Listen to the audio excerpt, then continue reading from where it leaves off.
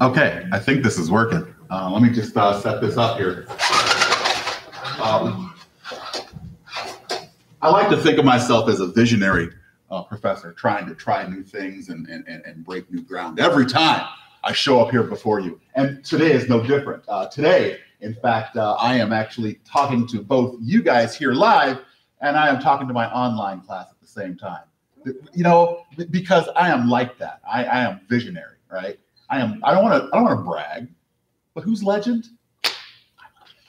All right, so let me set this up, and you guys just talk amongst yourselves, and you guys as well. And let me just set this up, and we'll get started in about 2 minutes. Okay? So they're just doing that right now. No, I'm not going to do this live because that's going to be something for next semester. I don't have enough guts to be trying something like that.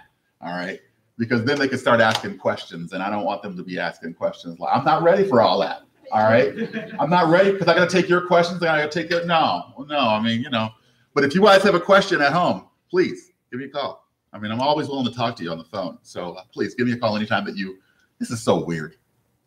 This is so weird. Already it's weird. All right. So Micah reminds me that I cannot stray too far from this point tonight. So I know how much you guys like it when I roam all around the room, but I cannot do that kind of stuff tonight because if I were to do that, they wouldn't have the ability to hear me. Oh, this is weird for you too now, right? Isn't it? This is weird. Let me just see if I can put this in present mode. Is the lecture on the Blackboard? The lecture on Black. Oh, the slides. Yeah. You want those? Yeah. You need those? I know. File, download at. Micah, do you like this PowerPoint or do you like this PDF? I forget how we like this. What have I been doing? I don't know. I can deal with it either way. What have I been doing, guys? Hopefully. I'm a fan of either. You're a fan of either? Okay, hang on. Let me just do this right quick. My SAU Blackboard. Principles of Marketing.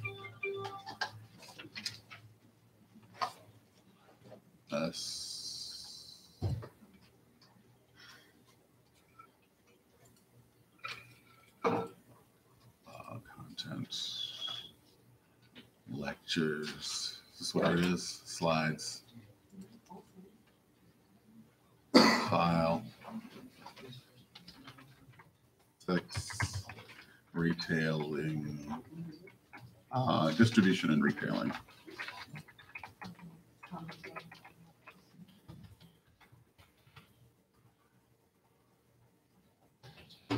Browse. Oh, come on, people.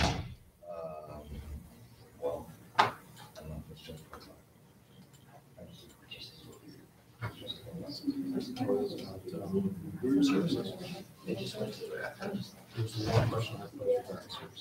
yeah, there was.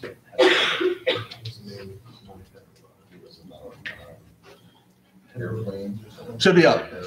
Take a look. Unless I posted them to the wrong class, which is not beyond me, but I don't think I did.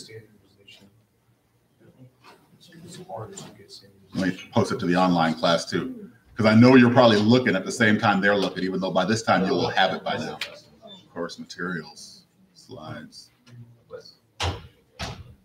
file. Which essentially is.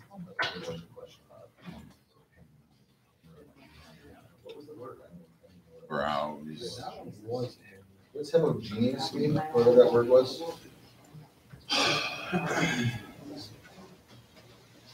Okay.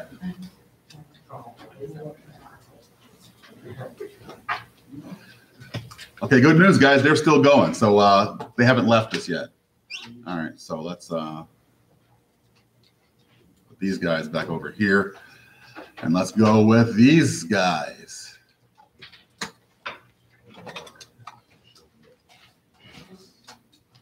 So today we are talking about. I'm already leaving there. Today we're talking about distribution and like why distribution is an important factor in the marketing mix. If you were to look at like every single like part of the marketing mix, probably the most forgotten when people were to recite those maybe 5 years after they take a marketing class, the one that they would forget the most often is the distribution strategy. I mean, they would forget this because so much of marketing is dominated by like product strategy and promotion strategy and even pricing strategy. There's a whole lot of research that's been done on pricing that people often forget about, like being able to put products in a particular place where people can actually receive them. But it turns out that like the distribution strategy of a company is really what is it brings a source of competitive advantage for the firm that is something that other companies cannot really account for. So even if you were able to make a product that's every bit as good as the competition, even if you were able to price it in a particular way, even if you had marketing messages that went out that were as good or better than your competition, where they will still kill you is like distribution strategy. And if you don't believe me, think about like companies like Walmart and Amazon, right? Think about how effective those companies are just from their ability to be able to move product around from place to place. First we had Walmart. And Walmart, the things that was able to do regarding distribution strategy,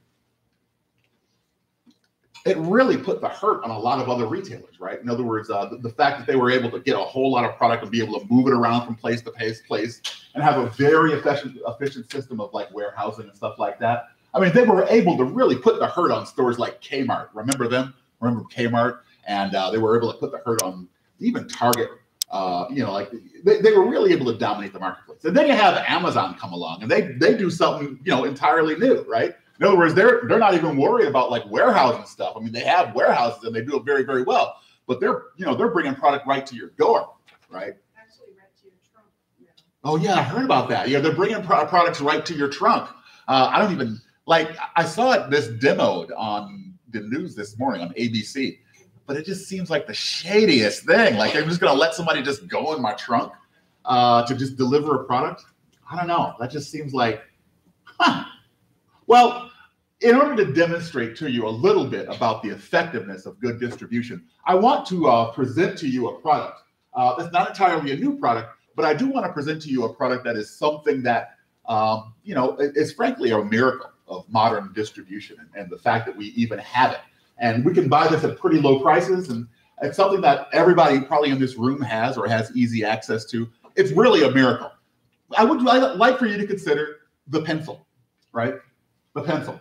Think about everything that's involved in a pencil. Like, think about all the little parts that a pencil has. You ever thought about this? And this is actually not my own idea. This is actually taken from an essay from quite a few years ago, but I still want to present this to you. What are the parts of a pencil, right? You got like the lead itself, which is some kind of, it's not really lead, it's made of graphite. And graphite is something that you mine for, right? I mean, you actually have to mine, and you have to have certain qualities of graphite to even go into a pencil. You have wood, right? But not just any wood. You have wood that is heavily pressurized and treated. And there's a whole lot of processes that have to take place before you pick a wood that goes into a pencil, right? You have paint. This particular pencil is yellow, but you have all sorts of like specialty pencils with special paint jobs. You got paint jobs. My son has a set of pencils. It has every single NFL team on it. You have all these specialty pencils, but this is a part of the decoration of a pencil. I mean, in other words, to think that we just don't have a utilitarian need for a pencil, but we also have different ways to paint pencils. You have rubber, right? Where's the rubber?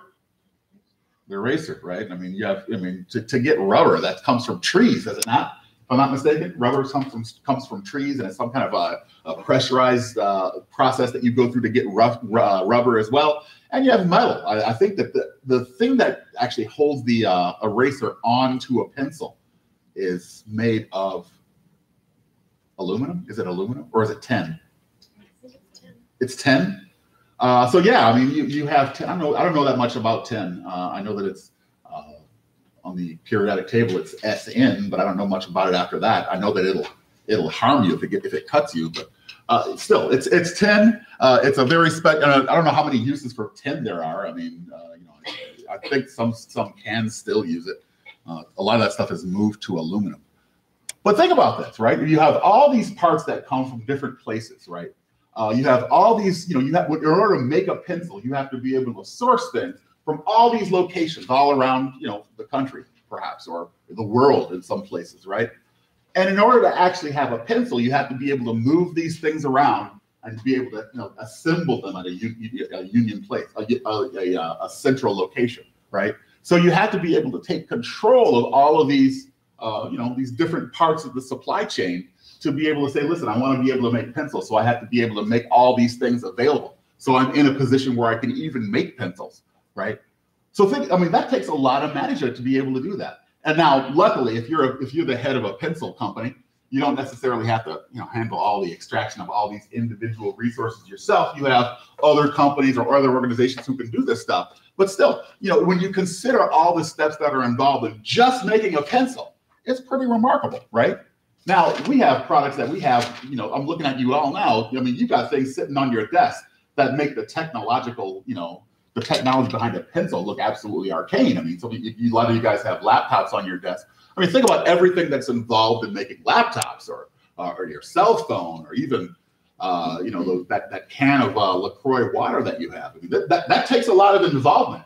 So what we're talking about today is how a company is able to best appeal to a customer through the use of a distribution strategy. In other words, what is it about a distribution strategy that makes it so that customers would want to would respond best to a company because of that? You guys ever shop at Sephora? Not all of you, I'm sure, do, but some of you perhaps do. Yeah. Some of the dudes are kind of looking at me funny. What kind of place is Sephora? It's a woman's paradise. Women's paradise, right? This is a page from a recent website snap of the Sephora website. Basically, what you're able to buy at Sephora is makeup, skincare, fragrance, bath and body stuff, nails, hair, tools and brushes, and so forth, right? Sephora is a massive company, right? In the area of cosmetics or personal supply, mainly targeted towards the ladies, but some from the dudes as well. In this area, they are like the category killer. So Sephora has become a pretty remarkable store. But think about what Sephora has to be able to do. In other words, first they have an online operation, which is massive, but they also have stores, and the stores are everywhere. They have stores globally. We saw their store in Dubai, in the Dubai Mall, and it was 4 stories high. Are you serious? Huge. Wow. It was crazy. And it was so packed. Okay, so let's use that as an example, right? You have stores like Dubai, and you have stores in Manhattan, places like that. You also have stores in, I don't know, Jackson, Tennessee, and Boise, Idaho, and Davenport, right? You have stores like that. In other words, you have stores in all these, diverse kinds of locations, and you have different levels of traffic in all these places, and it becomes very, very difficult. So if you're a place like if you're handling a store for Sephora, what are some of the concerns you might have if you're talking to all these people who are trying to sell you various cosmetic goods to put on the shelves of your store? What are some of the questions that you might have, given that you work for Sephora? What's your return policy? Your what? Your return policy? Absolutely. In other words, some of this stuff might not work out, right? In other words, if this stuff doesn't sell, what is the likelihood that we're able to actually give this back to the manufacturer? What's something else? A question that Sephora might ask a lot. How's their inventory? Are they going to be able to keep up with our demand? Absolutely. If you're talking about a place like that, Sephora in Dubai, or Sephora Chicago, or Sephora Manhattan, or something like that, you're saying, listen, are you able to even keep up with what it is we actually sell here? In other words, can you even keep up with the demand? Can you even keep this stuff on the shelves here? And frankly, this is a concern, right? Because if you work for now I don't spend a lot of time at Sephora, so please tell me if I'm wrong, but I think this is how it is. You have at Sephora a lot of representation from very large, very well-known, cosmetic companies like Maybelline, or perhaps CoverGirl, or stuff like that, right? But then you have a lot of real small, independent cosmetic companies that sell through Sephora, right? And those small ones represent a lot of risk for Sephora. In other words, they want to be the location where you find that, but it represents a massive amount of risk for them.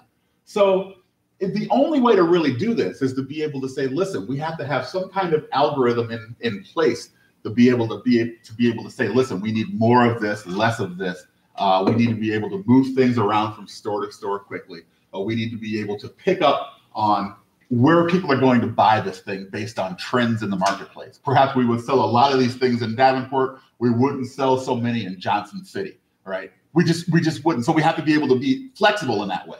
And I'm using those two cities because that's places where I spend time, but it doesn't really matter. I mean, you get my meaning here, right? So a few questions I have for you right up front. Number one, why is it important to customers that Sephora keep detailed information about its inventory?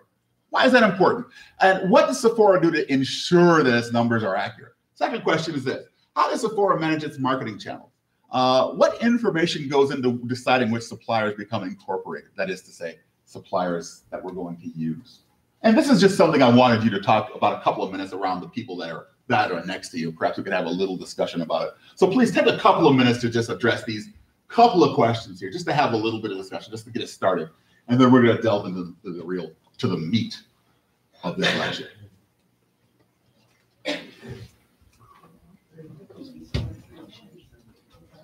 Stay tuned. I'll look on the discussion boards on Blackboard. You're going to want to talk about this as well.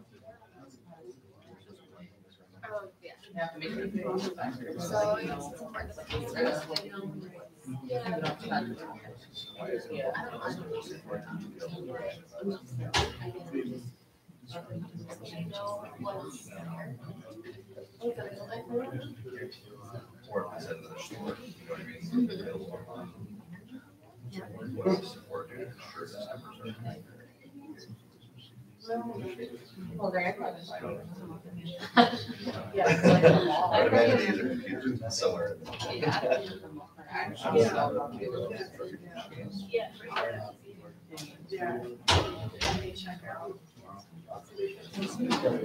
like one open idea.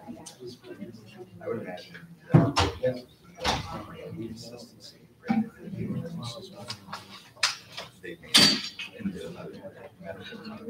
How are you doing?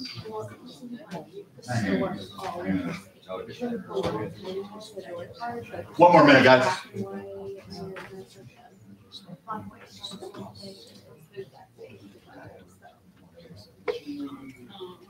That's probably big for its money. We still up? We are still up. Yeah, cool. Hi. I can't see you. That's why I'm doing this. I can't see you. I can't see that I'm actually recording this, so I have to check to make sure that we still have live soldiers recording my pretty face for you.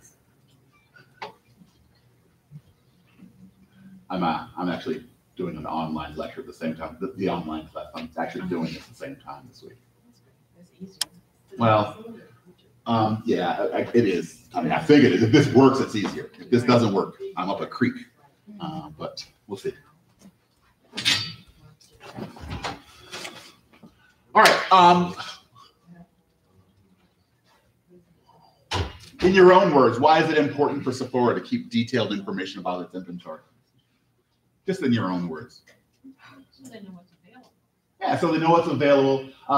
Information is just so important to distribution strategy. In other words, there is no distribution strategy without having a very good lockdown on exactly what's in the store and what's in transit, right? What kind of stuff does a retailer do, like Sephora, to ensure that its numbers are accurate? Do a spot check on inventory. Because nowadays, their inventory is automated. Yeah, it is. It is, right? But you have to do a cycle count on things. Yeah, because there's some things you can't account for, like it's like shrinkage or stock loss, or in layman's terms, thefts or people stealing stuff. You can't really account for that. And by the way, a lot of thefts that happen in retail, it turns out that the percentage of people that steal things in retail that are customers, about 2/3.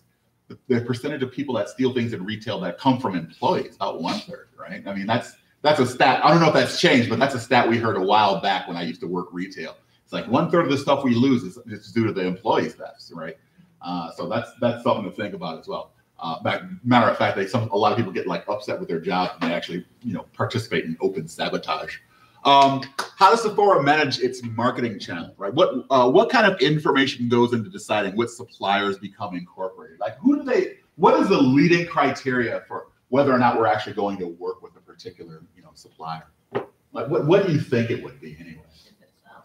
Huh? If it sells. If it sells, right? In other words, we have to have like a game theory approach to this. In other words, we'll invite them in one time, perhaps.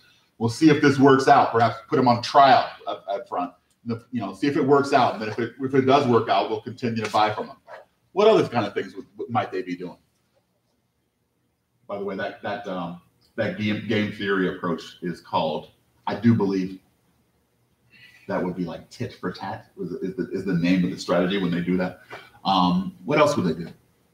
Again, we go back to, are they going to be able to keep up with the demand? Yeah, Lead time.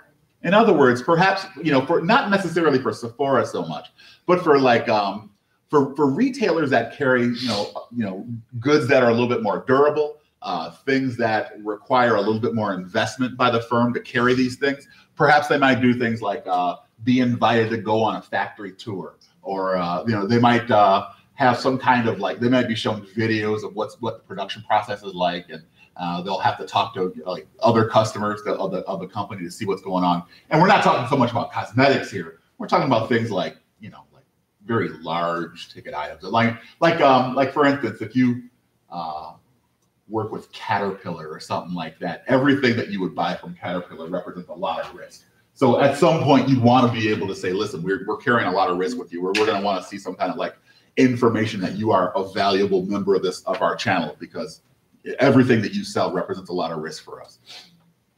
Sephora dealing with one particular cosmetics company, they can diversify their risk there. But with somebody else, other companies, they wouldn't be able to do that. Good, guys. So let's go into the discussion now. Let's talk a little bit about what this stuff is. Let's start us off with a little bit of a definition about what a marketing channel is. Basically, a marketing channel is a set of interdependent organizations that ease the transfer of ownership as products move from producer to business, user, or consumer, right? In other words, who is involved in a marketing channel is the different organizations that are involved in the play between all of these things, right? It's not just materials to materials, right? Well, actually, I am actually lying about that. I mean, it's all the organizations that are involved in just moving the materials from one person, from one location to another, right? So, you think about it, right? I mean, if for our pencil example, perhaps for the pencil example, or a small part of the example is that you'd have a mining company that mined graphite, right? And, to get graphite to, who makes this pencil? Dixon, the manufacturer of pencils. You have to be able to move the graphite in some form to Dixon so they can use the graphite. So you have this mining company. You also have Dixon, the pencil maker. And then in the marketing channel, you probably have some distributor, right? You have some company that moves this stuff, a transportation company. Is Roadway still in business? Somebody like that, huh? They do this stuff? Yeah, so somebody like that, right? Supply chain is a little bit different. Supply chain is the connected business, the connected chain of all the business entities, both internal and external to the company, that perform or support the logistics function. Logistics meaning just moving the stuff from place to place, right? So if you have a supply chain, what you're basically worried about is just looking at all the parts of every single company that's involved in the marketing channel that is involved with moving stuff from place to place. And it turns out every company has some function like that. And every company along the marketing channel is trying to optimize that. Matter of fact, if you guys ever wanted to get a really hot PhD, like one PhD that's going to make you a hotshot professor as soon as you graduate, get it in supply chain. Things I wish I knew, right? But man, if you want a hot PhD, that's the one to get right now. I think the best program in America is at MIT, but second best is this school I went to. It's at Michigan State. They have a very good program in supply chain. Also good if you're into that, all that orange, is University of Tennessee. They have a very good supply chain program. So just some things to think about if you ever want to continue study and get a PhD. By the way, I recommend it. I'm not even lying to you. This is the best job I ever had. I'm not even kidding you. It was great. you want this gig. All right, so some of the things that marketing channels will do. I see you thinking. I see you thinking. All right, so some of the things that marketing channels are able to do, right?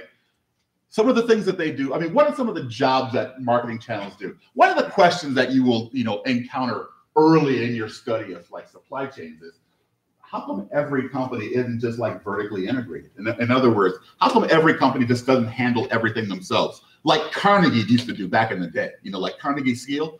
Like they would have like, steel mining taking place, and they would have like people that would bring all this steel, this iron ore into Pittsburgh, and then they would smelt the iron ore and they would move it to another place where they would actually roll out steel, and they would move that stuff to another place where they would have like cold rolls and stuff like that.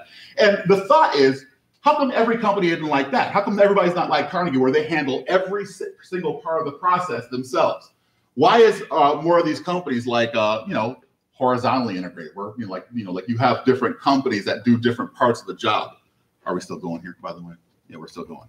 All right. Huh? The end product is more costly when you have all the stuff. Yeah, that is absolutely correct. If you didn't hear her, what she said was that the end product is a lot more costly if one company does everything. That is what you said, right? Yeah, the end product is more costly. But why is it more costly? That's really the question. Well, it comes down to factors such as these, right? The three things that marketing channels will kind of handle for us is the idea of handling specialization and division of labor. That's the first thing.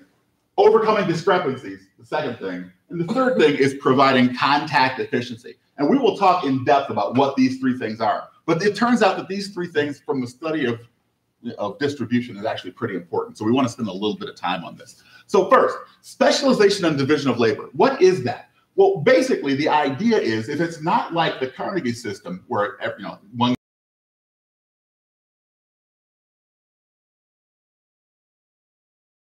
everybody does a different job on the marketing channel, it turns out that every company who is doing this job, they get a lot better at it over time, right? They just become a lot better at that thing they do. And you can probably speak to this personally, right? If you've ever had a job where you worked on an assembly line, I've had that kind of gig for a little while. Or if you've ever, been in a relationship where one of you washes the dishes and the other of you dries the dishes, and this is how you roll, then you understand that over time, you will just get a lot better at that job over time, just because you're used to doing it after a while, right? If you have to wash all the dishes and then you have to dry all the dishes, you're not going to be great at either one of those things. But if you're just doing one of those things, you become really good at it after a while. I mean, you just have a lot more efficient. You're a lot more effective at it because you're only concentrating on that one thing. Back in the 1990s, they used to have a term for that called core competency, because a lot of firms they were trying to get more like Carnegie, but they got busted because costs on things got too high.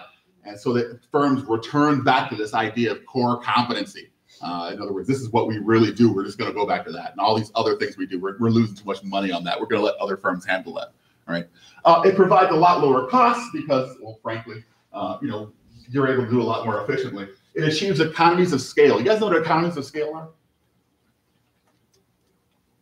Basically, economies of scale is the effect that happens when the cost to do 1,000 of this thing is basically the same thing as the cost to make 100 of these things.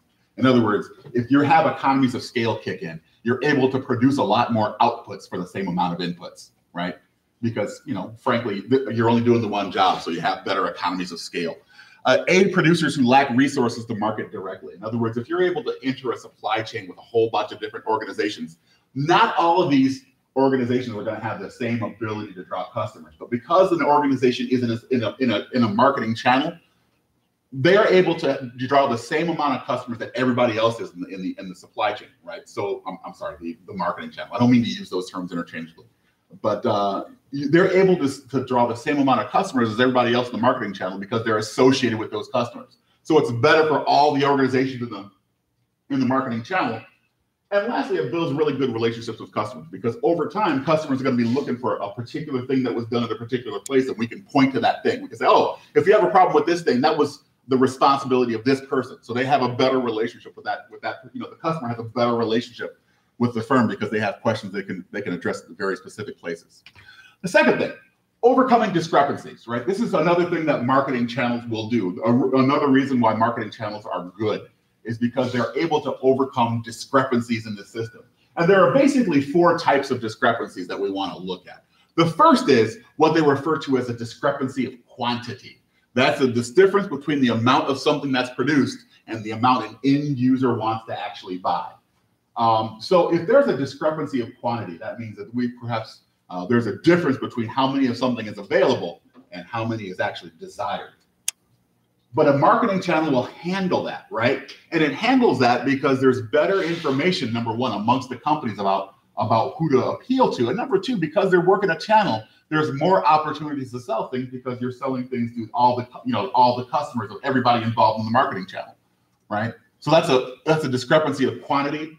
Marketing channels typically handle this very, very well. Number two, a discrepancy of assortment, right? The lack of all the items a customer needs to receive full satisfaction from a product or products. Back in college, I used to work at Domino's Pizza. And this is I think I talked to you about this already, right? But in 1990 or so, Domino's Pizza only had 2 things that you could buy there, right? You could buy pizza and you could buy Coca-Cola. That was it. That was the only thing you could buy at Domino's Pizza, right, back then. But it's okay because, at the time, all people really wanted was like pizza and Coke. I think they sold crazy, some kind of like breadsticks too back then, but that was about it. All people really wanted was pizza and Coke. But imagine the times, and there were times where we ran out of Coca-Cola. I mean, if all you sell is 2 menu items, but you run out of 1, I'm going to tell you, in Hudsonville, Michigan, that was chaos, people. It was chaos. If Domino's ran out of Coke back then, we had people like calling the store and cussing us out, and it was just crazy because there was this discrepancy of assortment. In other words, if we could just offer people pizza, but we wouldn't be able to bring them any Coca-Cola, that was bad news, man. That was bad news. So yeah, I mean, the idea is that in order to be able to achieve full utility from this particular thing, you have to be able to offer people everything. So that means that all the things that you get from the pizza suppliers, like cheese and dough and pepperoni and whatnot, that has to be met with people from the Coke distributors as well, right? And for the marketing channel to work in such a way where you have this assortment ready to offer your end consumers. So that's a discrepancy of assortment. Everybody clear with that? Temporal discrepancy is the next one. Temporal means time related, right? So if you have a temporal discrepancy, that's a situation that occurs when a product is produced, but a customer is not ready to buy it. Also, we have spatial discrepancy. Spatial discrepancy means space, like in terms of like space, area. Spatial discrepancy is the difference between the location of a producer and the location of widely scattered markets. I'm going to use one example to describe 2 of these things. And I'm going to talk to you about a company that I studied for quite a while back in the day. It's Burton Snowboards, right? Burton Snowboards is a company that basically makes snowboards, so you're talking about things that are winter related. And they also make it in such a way that, so think about what it takes to make a snowboard, right? To make a snowboard, you have to be able to basically understand when winter is coming. Winter is coming, that's Game of Thrones, right? Yeah, you have to understand when winter is coming. But then you also have to understand what places are going to be able to benefit from snowboards, right? I mean, snowboards is just like any other sport. There's pockets of it where it's really, really popular. And there's a lot of it where it's not quite as popular. So you have to be able to really pinpoint when this stuff is coming. So you have a temporal discrepancy. If you're going to make something for next winter, some snowboards that are available for next winter or some clothing items that are going to be available for next winter, when are you going to produce it? Well, I guess you would start producing right about next month, right? Just to be available for the winter. But there's also a spatial discrepancy. Burton Snowboards is a global company. They not only sell things to North America, but they also sell them down in Australia, and they're selling down in South America for snowboarders down in the Andes. So for them, when are you going to produce? When's the best time to produce snowboards? Yeah, in winter, right? I mean, in our winter, I should say.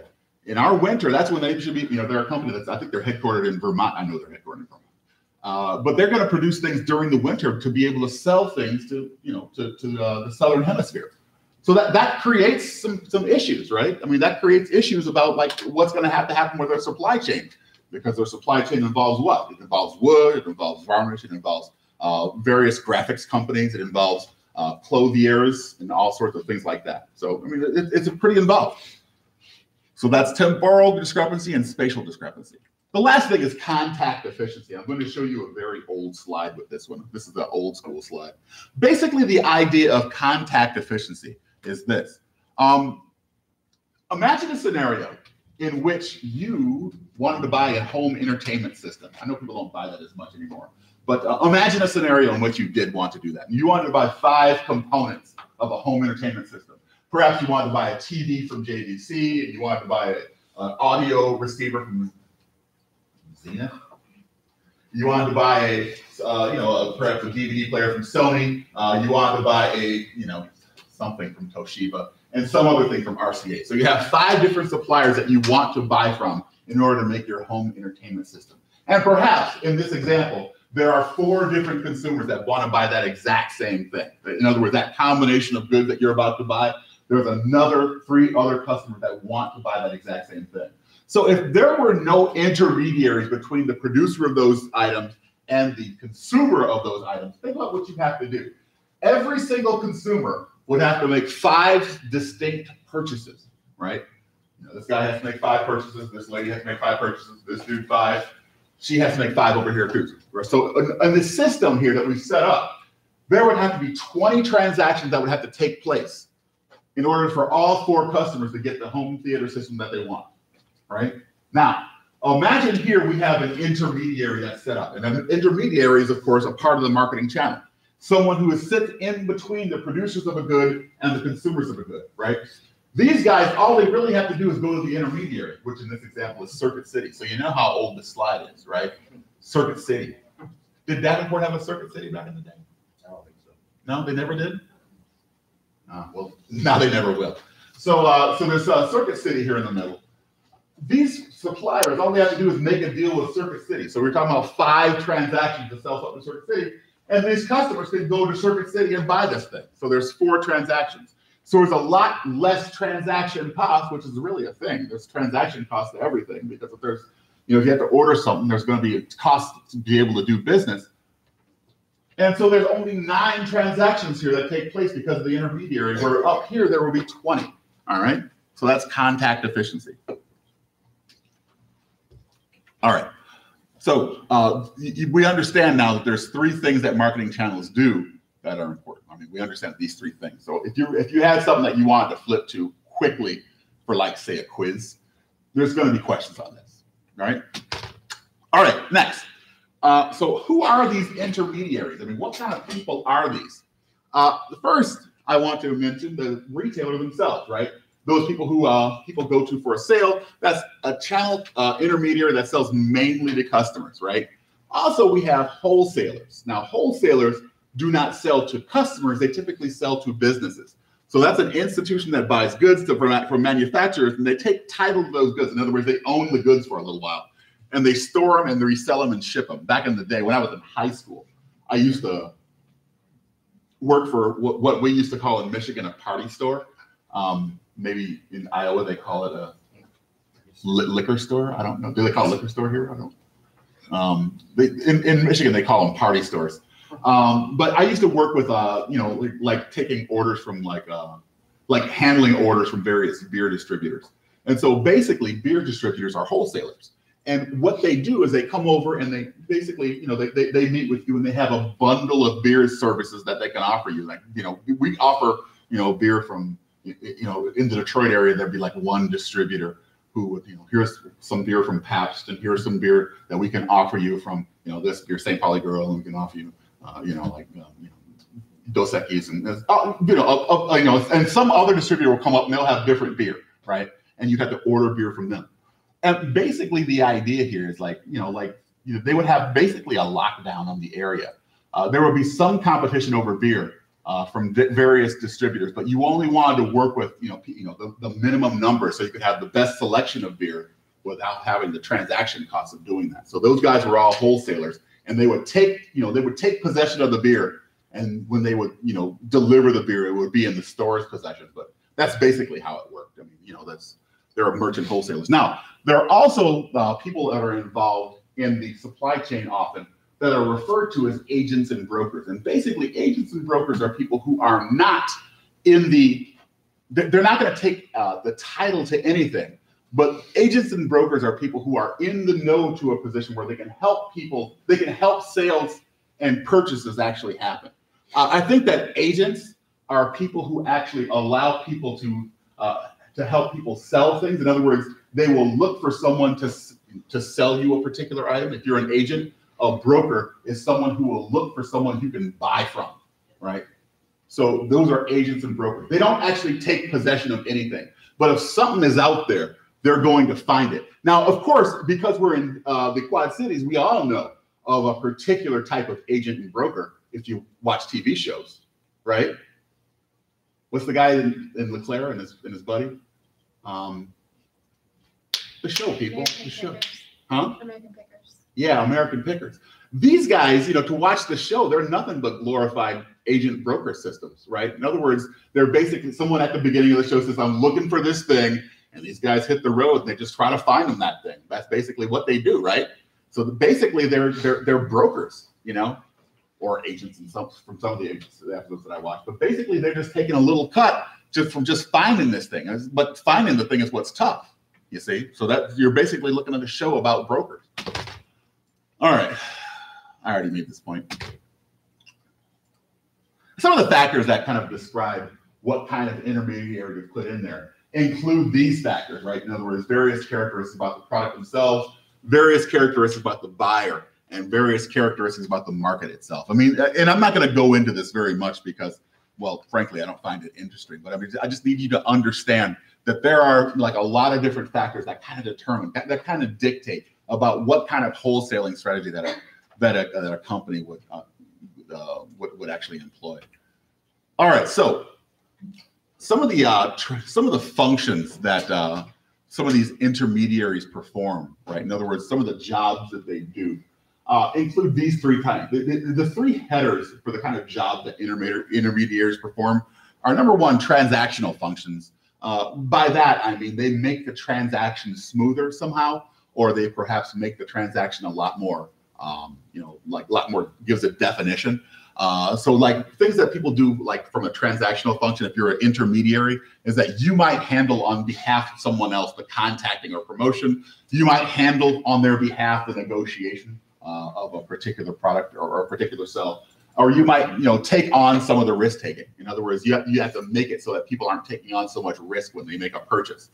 They may handle some of the logistic functions, right? In other words, they actually themselves will actually do some of the distributing on behalf of another buyer. They may handle the storing and they may handle the sorting as well, right? Think about like a warehouse, right? I mean, if you think about logistic functions, if a warehouse purchases something, they're going to purchase something perhaps by the truckload, by the pallet, right?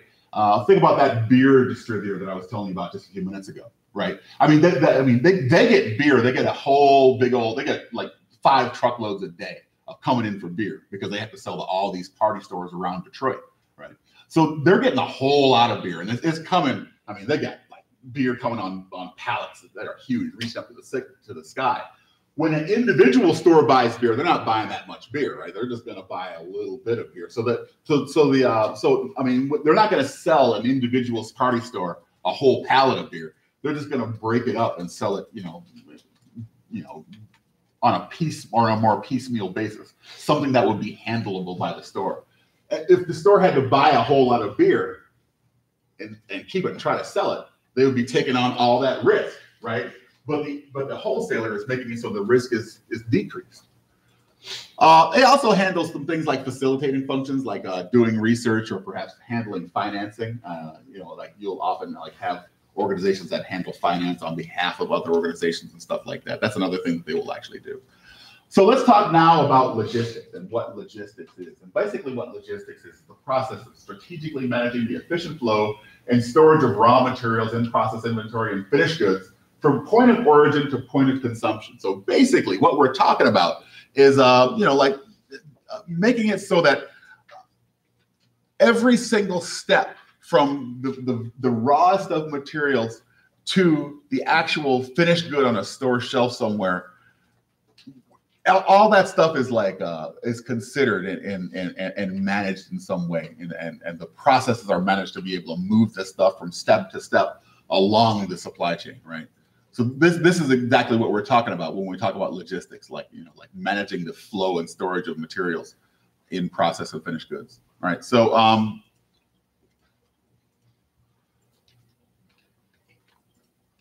yeah, so we've talked about this, but this is a nice way to think about it. Slides I've made like a long time ago, man. All right. So let's talk about various types of consumer, channels. The first is what we refer to as a direct channel, and I don't know. I always have trouble coming up with an example of this because I never buy stuff this way. But a direct channel is one in which the producer sells directly to a consumer. And if you think about the consumer as being you, what would be an example of a direct channel? I'm always trying to think, like someone who produces something. Oh, I can think of one. Farmers market. Yeah, farmers market. In other words, these farmers, they grow this stuff and they bring it right to market. And the first person that they sell it to is the person who's actually going to consume this thing, right? In other words, they grow the corn, they bring the corn, in a place where we can meet. I buy the corn, I take the corn home, and I eat it. So that would be a direct consumer. What other example can we give for this? I always think about a producer in terms of a factory. I'm biased that way because I gave so much of my life to the factory. But is there a situation where that happens? Fast food. No.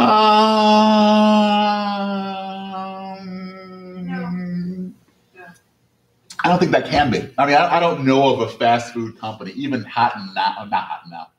In-N-Out Burger out west. They don't even handle the production of the food, right? Is that not what Amazon's all about, right? Amazon? Amazon? Don't they? Yeah, but Amazon sells there's a lot of steps in the distribution channel by you get something. Like what could you order at Amazon that they would directly have complete, they produce and sell it directly to you.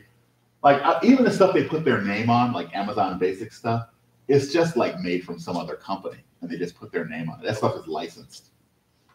So, I do like the farmer's market example. And perhaps there is some stuff that Amazon directly manufactures themselves they can sell to you. But still, Amazon manufacturing is different from Amazon retailing. And that would be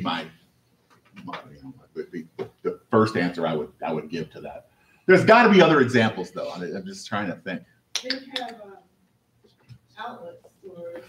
Outlet stores. Sherwin-Williams, Polo, Ralph Lauren. Ralph Lauren? That's the examples they're giving? Yeah. All right. Bonita. So it's a lot less strict than I thought it was. All right. So so if they're giving outlet stores, then basically the producer of a particular good is selling right to individual consumers, and they're saying that's a direct channel. If Ralph Lauren, I go to Ralph Lauren quite a bit myself, but if they were selling this stuff at like a department store, that would be an indirect channel. But the fact that I go right to the outlet store and buy this stuff, I guess they're considering that a direct channel. I can deal. I'm with them. So basically, the map for this stuff looks like this. If you have a direct channel, basically the producer sells right to consumers. For a retail channel, basically there's retailers as an intermediary. In other words, the producers, they make something, it goes right to a retailer and the consumer. For most of it, this is actually how we eat corn, right? In other words, if you buy anything from Hy-Vee, that's produce. Basically, there's a producer. If you're buying local, then it goes right to a retailer. If you don't even buy local, then there's this is a wholesaler channel. There's a producer that goes to some kind of wholesaler, then it goes to a retailer, then it goes to consumers. And if there's an agent or broker involved, there's typically a producer, and this stuff goes to a wholesaler, then a producer, then it goes to an agent or broker to facilitate the purchase or sale. Then it goes to a wholesaler, then it goes to a retailer, then it goes to a consumer, right? Things that might take like a agent broker channel. Oftentimes, these are new products from new companies. Sometimes, I mean, like they're just trying to get into the marketplace. So, like one of the challenges they'll have is they'll have some kind of consumer good that they'll be making for the very first time for a very new company, but they need to be able to get some kind of broker to be able to find someone to buy this stuff. So these brokers, they go out there and they pound the pavement looking for retailers or perhaps wholesalers who will just take this stuff, right? And then like they'll make a purchase. Perhaps it'll be a hit, and it'll be a lot easier to sell it the next time. But oftentimes those brokers are who gets that started. All right. I should also mention that these are the charts just for consumer products. These are only consumer products. For business products, we have a completely different thing, right? Basically, you have like channels here that are often predicated by, number one, what the kind of organization that's buying. Direct channels here, you have producer and some kind of industrial user. This is very, very often just by itself. This dominates business to business sales. You also have direct channels going to some kind of government buyer. In other words, sales to the government are just massive. The government is still like the single largest consumer of everything. Industrial distribution is basically you have a producer and it goes to some kind of industrial distributor, which is the equivalent of an industrial wholesaler, and it goes to some kind of industrial user. Sometimes you have like an agent or a broker who's, and there's no distributor in this, but basically a producer makes something, an agent or broker goes and finds someone to buy this thing that is going to be the end user for this particular good. An example of that might be like, I know that for city municipalities, basically you have agents and brokers who basically keep track of all the projects that are going on in a particular city, right? And so if a company makes something that, like in the area of construction, they might make a particular item that people might be able to use, but they don't really know who's going to buy this thing. So agents, there's a lot of brokers basically, and agents also, who basically are looking for like, various projects that go on within municipalities. And they have that kind of knowledge to be able to match these products with that kind of like, products that might be made from those producers with those products down below, with those projects down below. And of course, we have the agents and brokers working with the industrial distributor as well.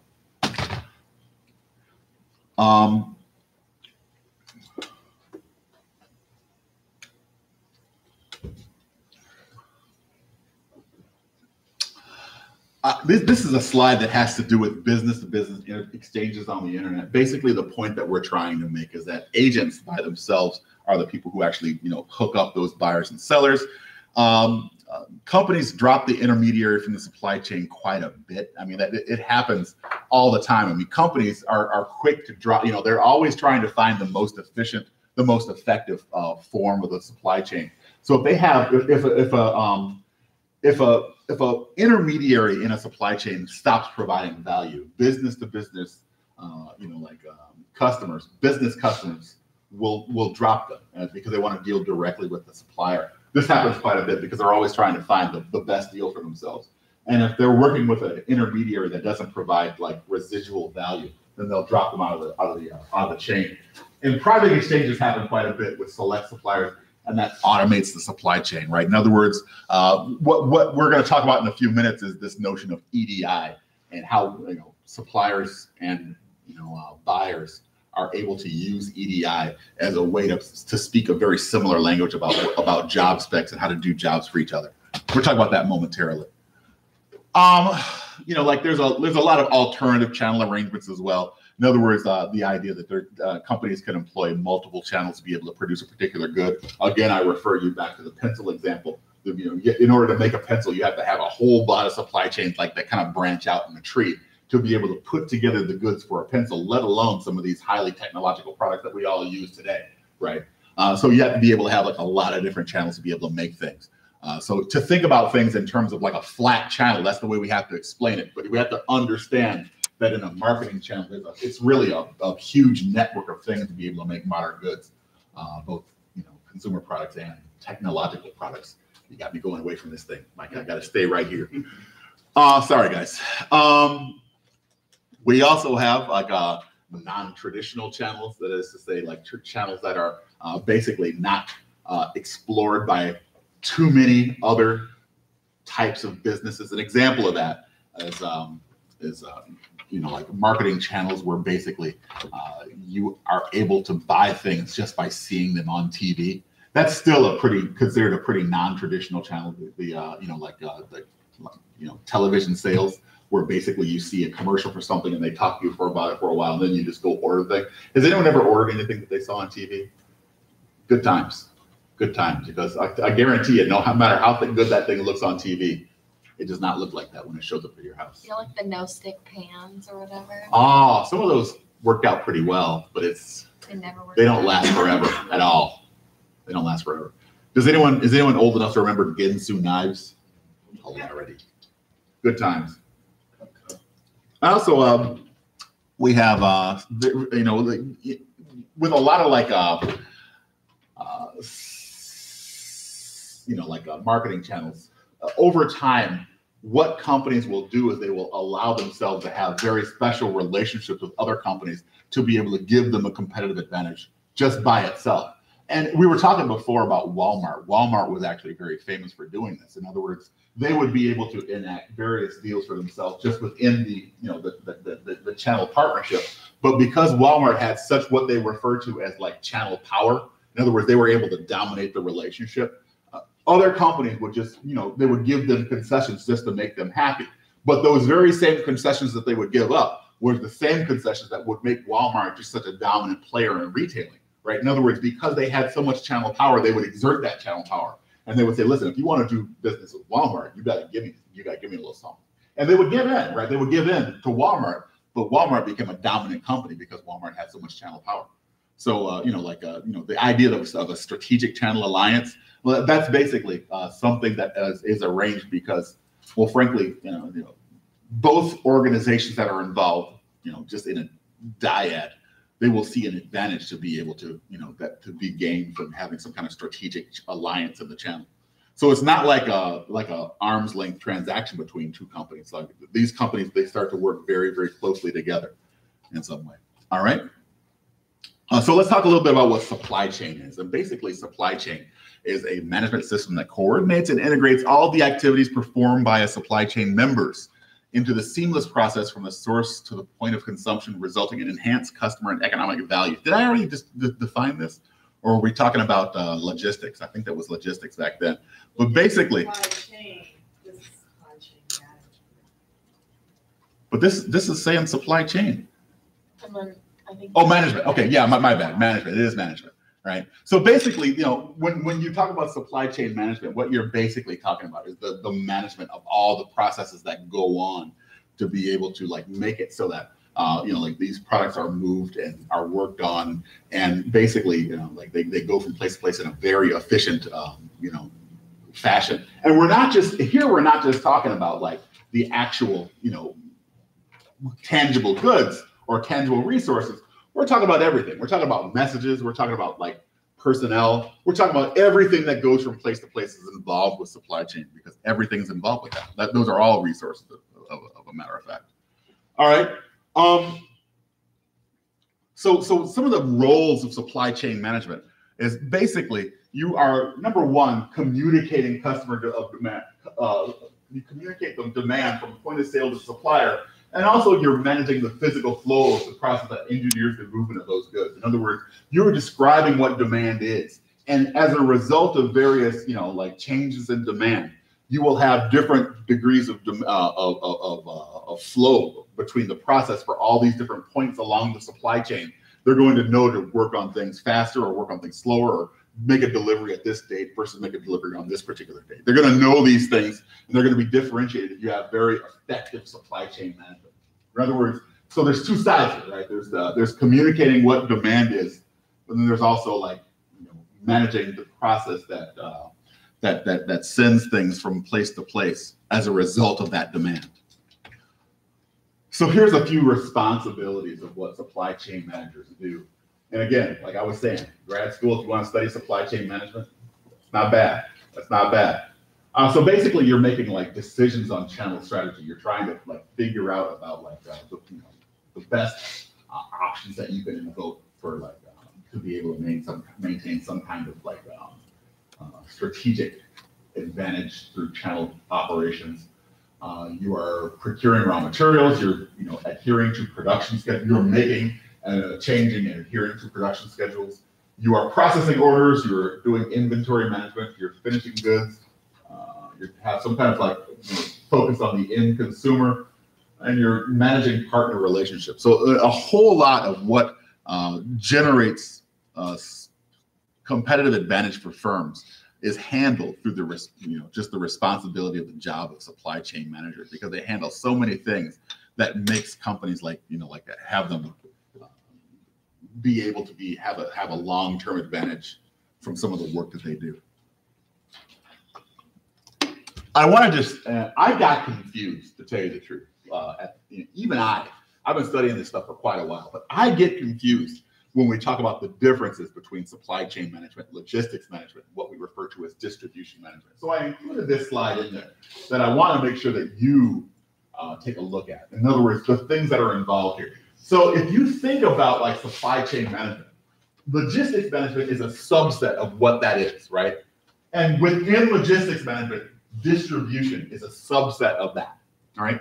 So supply chain management is all about like sourcing and procurement, manufacturing, and doing all these things at the very high level of the organization, right?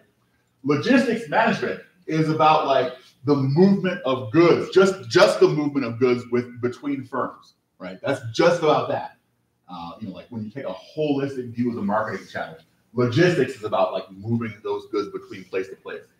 Distribution is all about just within one particular organization, the jobs that they do in one particular organization to get ready to move goods and resources from place to place, right? So a supply chain manager is someone who handles they handle the entire process of moving all kinds of resources and understanding when it's the time to move the resource and understanding how demand works and all that stuff.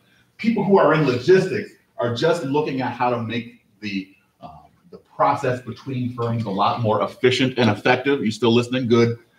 And people who work distribution are just working on just within one firm how to make the movement of goods work just within that one firm.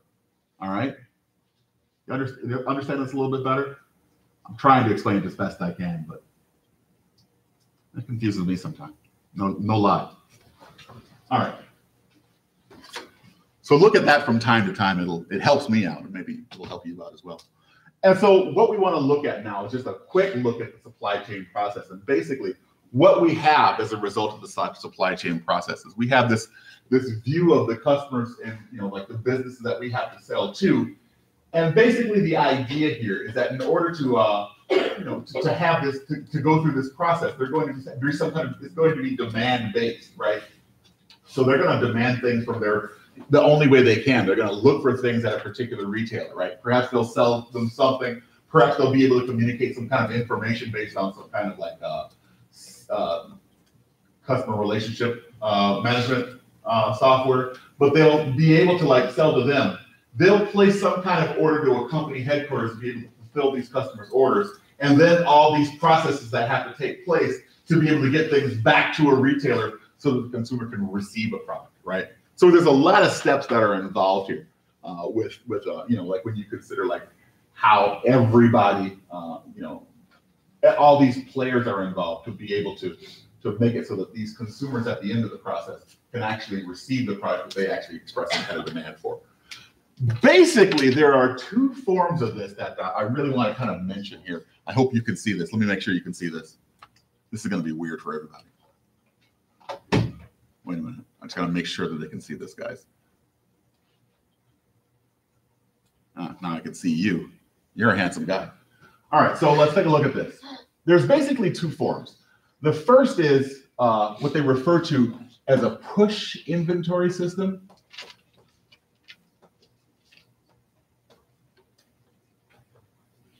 The second is what they refer to as a pull inventory system. I bet you could have guessed that.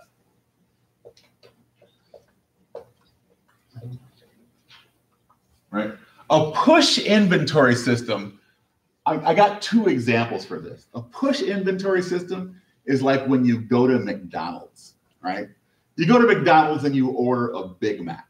And when you order a Big Mac, we've talked about the Big Mac index before, I think, in this class, but a Big Mac basically is a bundle of goods that you receive. You know, it's 2 all-beef patties, special sauce, lettuce, cheese, pickles, onions on a sesame seed bun. Not that I would order that, but I mean, everybody kind of knows that. You receive this bundle of goods and you accept it, right? In other words, you go to McDonald's, you order a Big Mac, you get this bundle of goods and you consume it. That way, it's easy for McDonald's. In other words, when you basically order a Big Mac, they're saying in order to satisfy this number of customers with Big Macs, we have to have a certain quantity of hamburger patties, have a certain quantity of buns, a certain quantity of sesame seeds to go in these buns, a certain quantity of lettuce and cheese, and so forth. In other words, they can predict, based on the demand for Big Macs, they can predict what kind of, invocation of their supply chain that they need to have to be able to, serve people, right? So this is McDonald's style. Now, the pull is going to be tough for us because I used to use Five Guys for this. I don't know, is there an equivalent to a company like Five Guys around the Quad Cities? Oh, I guess I could say Pancheros, a little bit like Pancheros, perhaps. A company like that, where basically you go in there, you say, listen, I want a burger, I want a burrito. And they'll say, oh, what do you want on it? And you are able to specify, you're able to customize this stuff, however you want to customize it. If I go to like, Pancheros and I say, oh, I want a burrito, I want it with the soy meat, and I want it with the lettuce and tomato, and I also want, do you have Kalamata olives? And they'll be saying something like, well, of course we have Kalamata olives. And they'll throw it on there, right? They'll throw it on there for me. It's a very specialized thing. 1 out of 200 people orders Kalamata olives, right? At Pancheros. But because I asked for Kalamata olives, the fact that I asked for it, there's a pull on additional supplies of Kalamata olives. It's hard to get Kalamata olives. I don't really know if they even sell this, so don't ask for it. But it's hard to get that. You have to kind of pull it through the system to be able to make it available to people. And the problem is, it's one thing when Joe Miller goes to get Kalamata olives every month and a half, and they can satisfy me, but they never know when that bus pulls up and it's from the Kalamata Olives Fans of America, right? And people getting off this bus, and they all want Kalamata olives. They never know if that's going to really happen. So the pull system, there's a lot of risk involved to it, but it's predicated on the fact that it's reading consumers to be able to figure out what it is they want. So this is the two sides, the two styles of inventory management. That if you have two basic styles, you have the push system, which is like McDonald's, where we're able to push things onto people and just order just based on what they order, which is order more of a bundle of goods.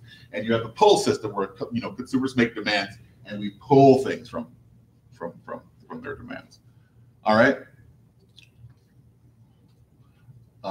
Some companies handle both push and pull. An example of that, of course, is automobile dealerships, right?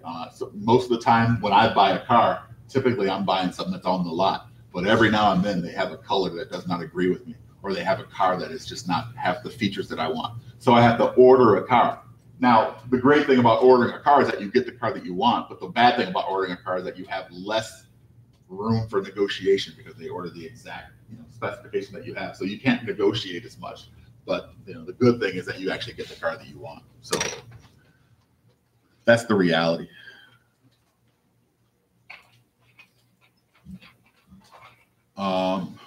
Let's move ahead here, people. Actually, let's take a quick break. Let's take a quick break here for a few, and then we'll come back and we'll keep on rocking with this. About 5, 7, or 8 minutes, and we'll come back.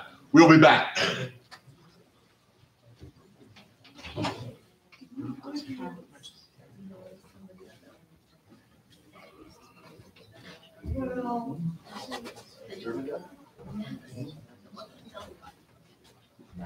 Stay. why did you want to work with him or something, or you know him personally, or what? Yeah. Well, they usually get super pretty girls. And Yeah. I don't know. I know. I like his kids after. I'm just curious.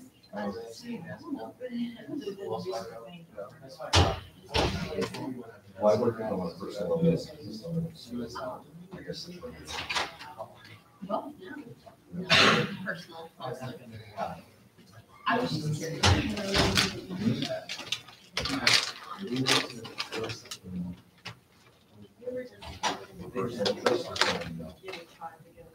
Yeah, you should take them early. Yeah, sure. What was? No. I mean, been great. Honestly, Well, I will give you an endorsement. yeah. It was just a birthday. He went, our first date was the day after. Certainly has. What do you guys do? Yeah. I didn't mean. Yeah. I mean, yeah. So good. So good. The only way you can do that. Under downtown. You know, Oh, is that an online thing? Was it? That's fine. It's a little bit better than girls. Oh. Like, you can only tell them.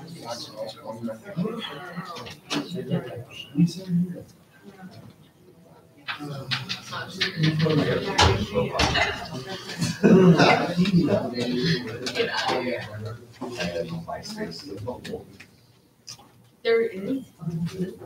yeah. There's a problem. It's just a platform. Yeah.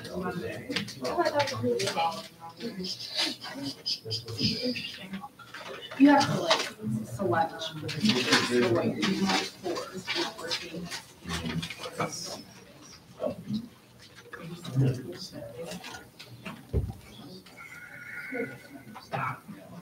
No, I'm gonna call her. No, you're not. I mean, I did tell you a couple things. I don't know. Involved with the site.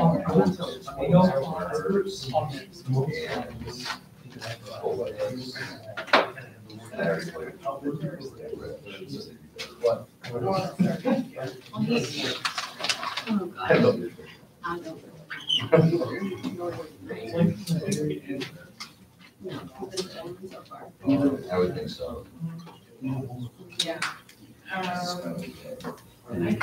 Chelsea. Well, the last-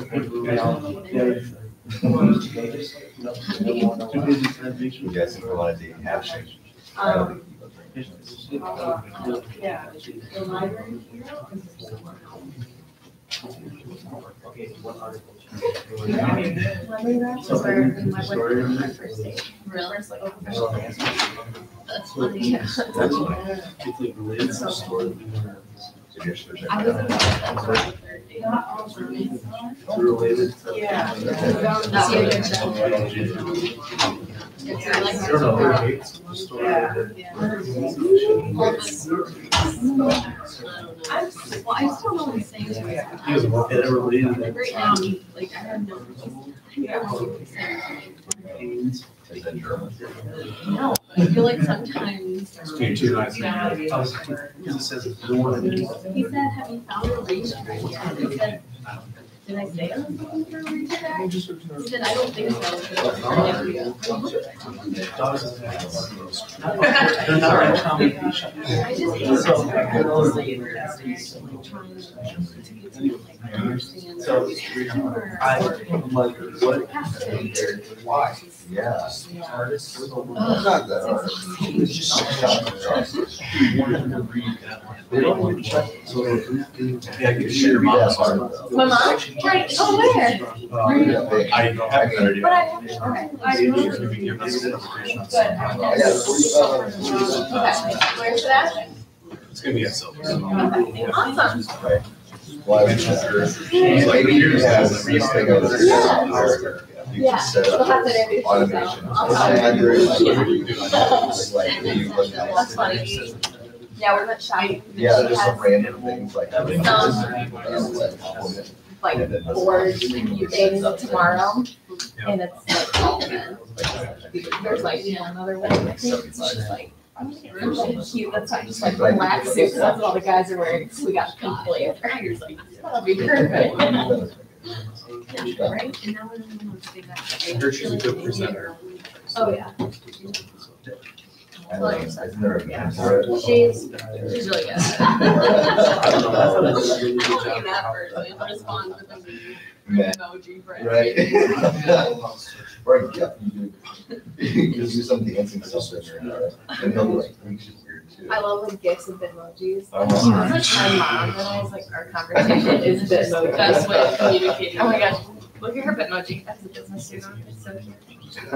Did you say Bitmoji? Bitmoji, yeah. Isn't that the one where, Your person, huh? it's your person, your own little guy. Yeah. And she got a little baby. There's been a lot of attempts at that over the years, that kind of thing. Just like her. Bitmoji. It's a big thing on Snapchat. My mom, like, if we're going on vacation, she changes her whole outfit to like a summer outfit. Really? She's into it. She's into it. She's got like a business suit on, but once we are going on vacation, she changes everything. All right. She's all about it. That's like our whole conversation. I hate to be the bearer of bad news, but we have to leave this particular port and head off into the rough seas of more distribution strategy.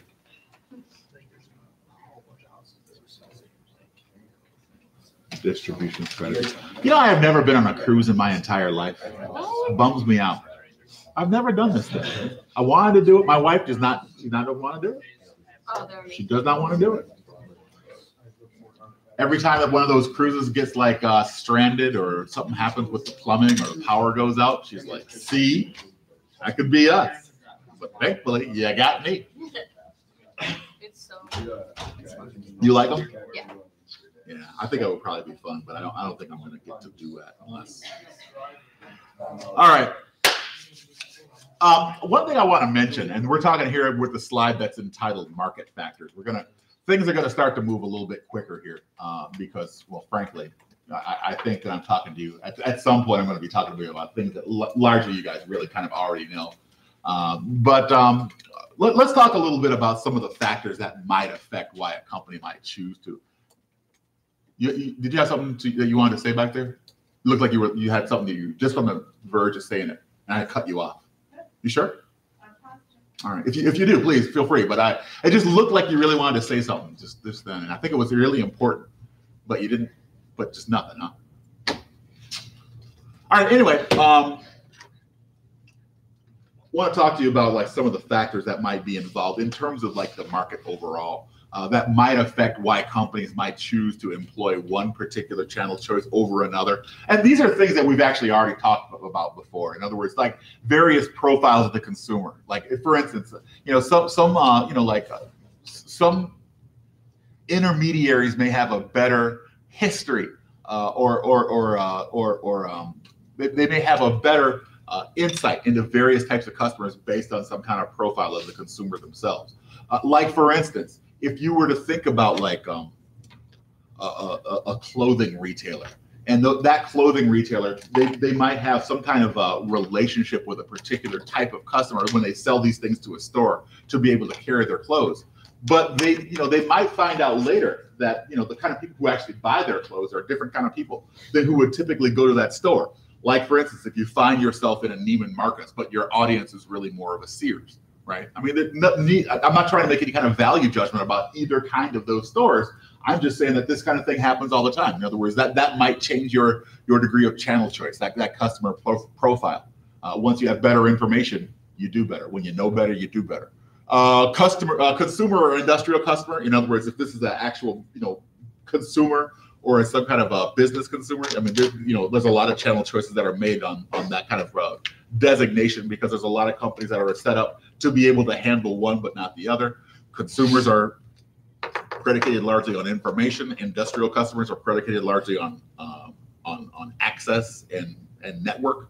The size of the market plays a role in terms of like whether or not we're trying to appeal to a lot of people or a small number of people could affect the channel choice. Some folks don't necessarily scale up or scale down very well in their operations to be able to serve a certain number of people, and geographic location. Like the geography of a particular member of a particular marketing part of the marketing channel, it could play a role. And whether or not they're able to actually be more global, or just whether or not they have to constrain themselves to one particular geographic location.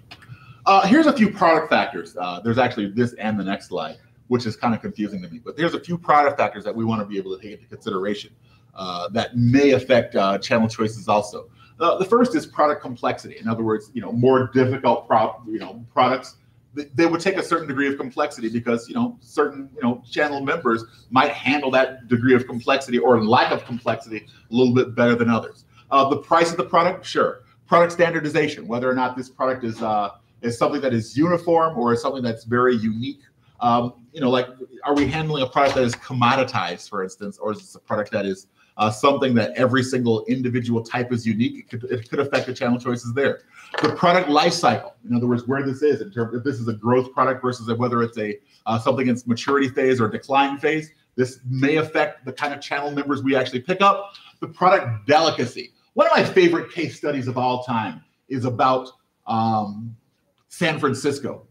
And what goes on in the grocery market in San Francisco. If you ever want to live in an expensive place in America, San Francisco is it. I think it's right now the #1 most expensive metropolitan area to live in America. It's even more expensive than Honolulu or New York City. It's like really, really expensive to live there. But they have found, and when I say expensive, I mean everything's expensive. Like real estate's expensive, transportation's expensive, and like groceries are expensive. But there is one particular place in San Francisco where they save a lot of money on produce. You know what that place is in San Francisco? Does anyone know it? Anyone ever been to San Francisco and done some sightseeing? People who live in Chinatown in San Francisco pay very little money for produce. Any ideas as to why? It's actually a really interesting story. It has to do with a lot of factors that we've been talking about in this class. It has to do with culture. It has to do with timeliness. It has to do with risk assessment. It has to do with a lot of things. Basically, I don't know if you guys know anyone who is from China or grew up in a Chinese or culture, but basically, if you're from China, you buy a lot of really fresh produce, right? This is typically how you roll. You don't typically buy produce and put it in the fridge like I might, right? If you're Chinese or a Chinese descendant and you buy like bananas, right? You buy bananas that are at the peak of ripeness, which is to say they're maximum yellow, and they're like if you buy it 2 hours later, it's bad. Like it's part of the culture to buy, like fruit or something like that at the peak ripeness. I go to Hy-Vee. You know how I buy bananas? I try to buy the most green bananas I can find. Right? Because I know that bananas are like, it's going to get riper and riper, and then it goes bad. I can't use it when it goes bad, right? So I'm trying to like set this up for a maximum amount of time I can use this thing. That's okay, because I'm buying 2 bunches of them because I don't want to go to Hy-Vee again. If you're Chinese descendant, you're going to a small store down the street, maybe you'll buy 2 bananas, but the bananas are maximum ripeness. Now, to a distributor, maximum ripeness means what? What does that mean for a distributor? Yeah. I think you both got it, right? If you buy something at maximum ripeness, what that means is this is almost spoiled, right? So something at maximum ripeness means that this thing is about to go bad. So the fact that the people, like the consumers in like Chinatown, will want to buy those particular produce items where everybody else in town, they're trying to buy it way before that, means that they're, effectively in Chinatown, they're basically trying to offload that stuff. But to everybody else, they'd be really happy to pay much higher prices for stuff that is not quite ripe yet. But in the culture of the Chinese culture, they would never buy that. So yeah, that idea of product delicacy, that's how that particularly rolls here. In other words, the fact that they would change some kind of channel choice based on the delicacy of produce items kind of reflects the reality of what the culture dictates that you should buy at a particular time. See? Some other things that may affect this, the channel choice that are also product factors are the producer resources, the number of product lines, the desire for channel control, which is basically what we were talking about with Walmart, the idea of channel power said all of a sudden again, all over again. All right, so there's a few different levels of distribution intensity that we want to kind of bring up here, right? The idea of distribution intensity is how do we want to distribute a particular product or a product class? And there's three basic types here. There's intensive, selective, and exclusive types of distribution intensity. If you have intensive distribution intensity, basically you're saying that we want to make this thing available just everywhere we possibly can. It's intensive distribution. This is what I was saying about M&Ms the first week of class or so, right? The thing I like about M&Ms is that, number one, they're delicious, and number two, I can buy them everywhere, right? So that would be intensive distribution intensity, because I can buy it everywhere. I could just about, there's no place that has a cash register where I can't buy my M&Ms, and that's beautiful like that. Now let's talk about selective intensity, right? This is a form of distribution achieved by screening dealers to eliminate all but a few in any single area. This is how car dealerships work, basically. I mean, you get a town the size of Davenport or the Quad Cities, and you can't have too many people selling one particular car brand. If you wanted to start a doggone distribution, it's tough to break in that because you have to basically fit in with all the other all the other dealerships in the area. If you wanted to go say sell Fords, you're gonna have a real tough time. I think there's like 3 or 4 people in the Quad Cities, maybe 5 or 6 that are selling Fords, right? So the competition is already intense. It's not like they're gonna just let you break up in there, right? Maybe if you wanted to open a dealership, you'd have to sell something like, what's something we don't, Fiats, right? Alfa Romeos, something where there's not a lot of competition. I know you got one, but do you have like more than one? See, my point exactly. In other words, it's going to be very selective. And typically when you have selective distribution, for additional people to be able to sell something, there has to be a huge vetting process. And, like there has to be some kind of like, description of like the reality that the market could assume another distributor for a particular thing and so forth. Exclusive distribution is something that a form of distribution that says that there's only one or a few dealers within a particular area, which I guess is a form of selective. But I mean, exclusive means that basically, like there's only so many, there's very few particular dealers of a particular thing. Like for instance, whenever, I'm revealing a lot by this just by talking to you, but it's still like this. Like whenever my wife gets like Cosmopolitan magazine, or before, when my mom would get Cosmopolitan magazines, inevitably there will be fashion advertisements in Cosmopolitan magazines. And typically you could buy this particular item that would be in an advertisement at just a few locations around the globe. So that would be exclusive distribution, haute couture that you would buy at, New York, LA, Paris, London, maybe Tokyo, maybe Sydney, something like that. In other words, that's like exclusive distribution. So when I say like within a given area, I mean like by parts of the globe. That would be like very, very exclusive distribution. Another company that does exclusive distribution would be, Moto Guzzi. Right, we were just talking about motorcycling today. Like Moto Guzzi, that particular company, they have like exclusive distribution. I mean, Moto Guzzi is no better of a motorcycle than anybody else. But the way they have chosen to treat the American market is they have very exclusive distribution networks. Right. In other words, there's only a few places where you can buy that motorcycle. Is it any better than a Yamaha? No, not really. But the fact that it's exclusive means that it's got a little bit more cachet, right? Because it's so exclusive, you can't get it everywhere. So that's the idea there. By the way, the level of intensity, it's going to affect the number of intermediaries that you have, and I'm sure that just common sense will tell you that that's going to be true. Intensive, you have many. Selective, you have several, and exclusive, you have typically just one. So here's a few social dimensions of channels. I mean, so what we've been talking about so far is what a channel is and things that might affect one channel choice over another. But it's important to understand that there's a lot of social things that happen within channel choice. If you talk to a bunch of professors doing research on this area, they will tell you all sorts of things about things that go on within channels. And so some of the things that happen are the ideas of power, control, leadership, conflict, and partnering. And these are all factors that can happen. Let's talk about a few of these in more depth.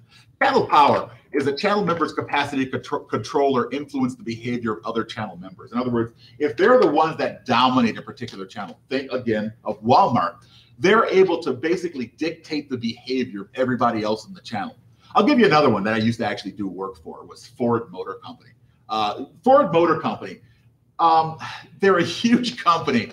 And within the marketing channels that they employ, like with Visteon and with Lear and all these other companies that are suppliers to Ford, they have a lot of channel power. So basically, not only are they dictating the company culture at Ford, but they're kind of dictating the company culture at all these suppliers as well. They're kind of like that. In other words, if you don't act right, Ford, they'll put you out of the network. They'll get somebody else, because somebody else wants to do business with us more than you little pissant company. And they'll get somebody else in there, right, real fast, because they have a lot of channel power in the relationship. They're able to do that. And so basically, if you're working for Ford, not literally for Ford, but if you're like a small company that is in a relationship with Ford, like in the marketing channel with Ford, basically a lot of your job is just making Ford happy, right?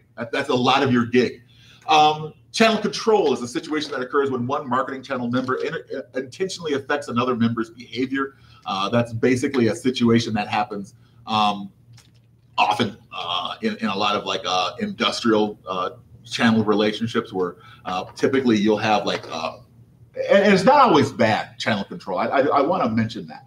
Like often you'll have like a list of companies that are kind of working together in a marketing channel, but one particular member of that marketing channel is acting with a particular degree of guile, and they're not communicating the correct way, and they're being jerks to everybody else. Well, effectively, everybody else in the channel is going to do measures to kind of control the behavior of that one that's kind of acting out a little bit, right?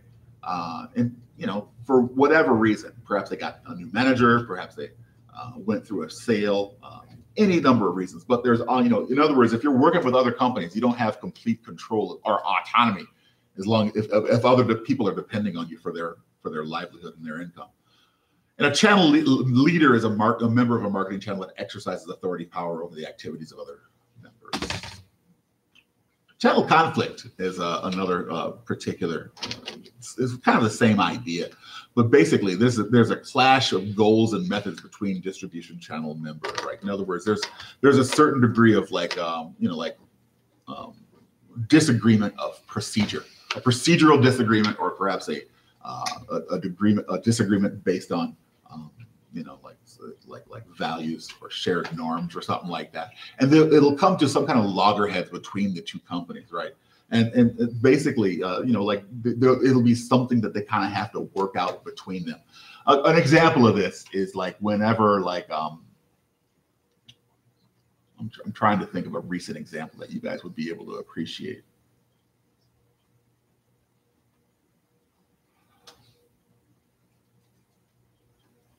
I don't want to mention any names, but imagine that if you had a company who has recently, had some kind of scandal, right? Where perhaps, customers were being treated badly, something like that. And they represented a lot of other, companies, right? In other words, perhaps it was a retailer that treated people badly. And all these other companies, they basically depended on selling their things through this retailer to be able to make income. But this one company was treating folks badly, but it turned out that people were able to relate that particular retailer to the stuff that they sell. Then that's going to be a form of channel conflict. In other words, one company is saying we have this particular goal where we kind of treat people badly. The other companies are like, wait, we don't really want to be associated with that. So there's going to be some form of channel conflict that's going to be in effect there, right? Channel partnering is the kind of like the opposite thing, where the channel members will create a supply chain that, they'll get together and create a supply chain that kind of serves customers and create some kind of like innate competitive advantage because they're all working together. That's channel partnering. So that's that. Yeah, we talked about this. Let's move on. All right. So we've already talked about that. That is ugly. Hang on a second. Let me just get a second here.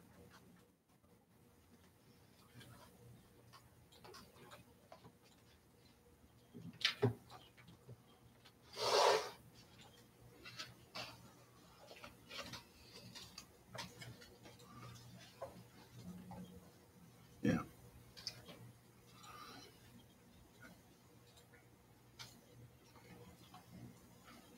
All right. So a lot of when we talk about like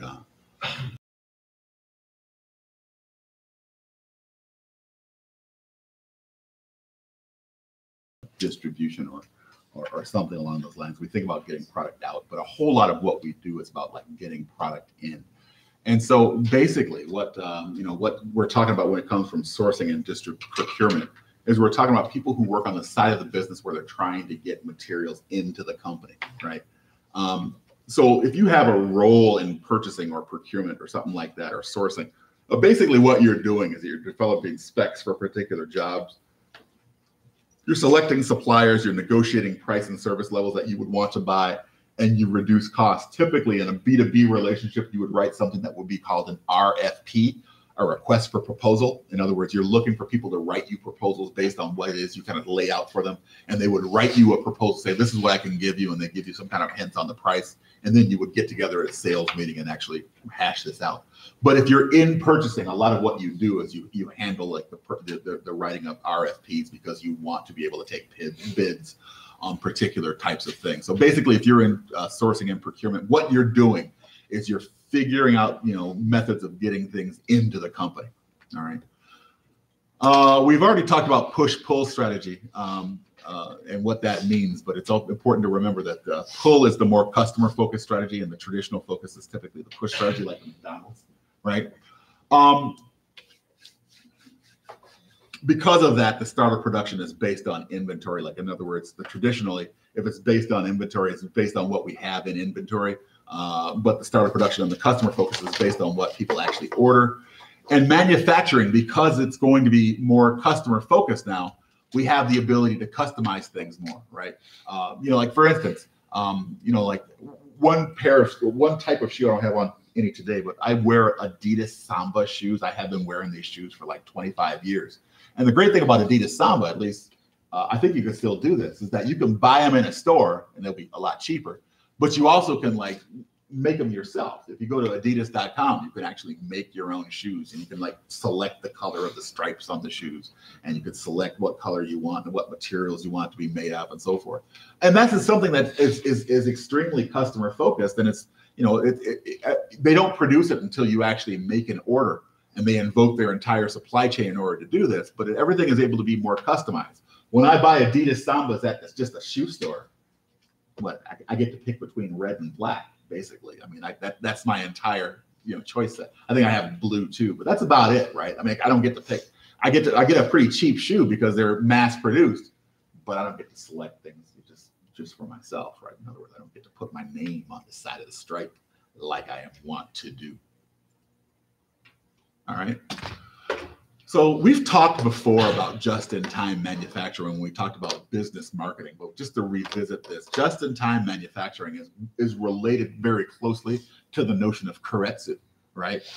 When we talk about keiretsu, where basically you have one central company and all the suppliers are just basically working around that particular company, and the people who are working in similar jobs within all those companies, they hang out together socially, they go to lunch together, they go to each other's kids' birthday parties and so forth, that kind of thing.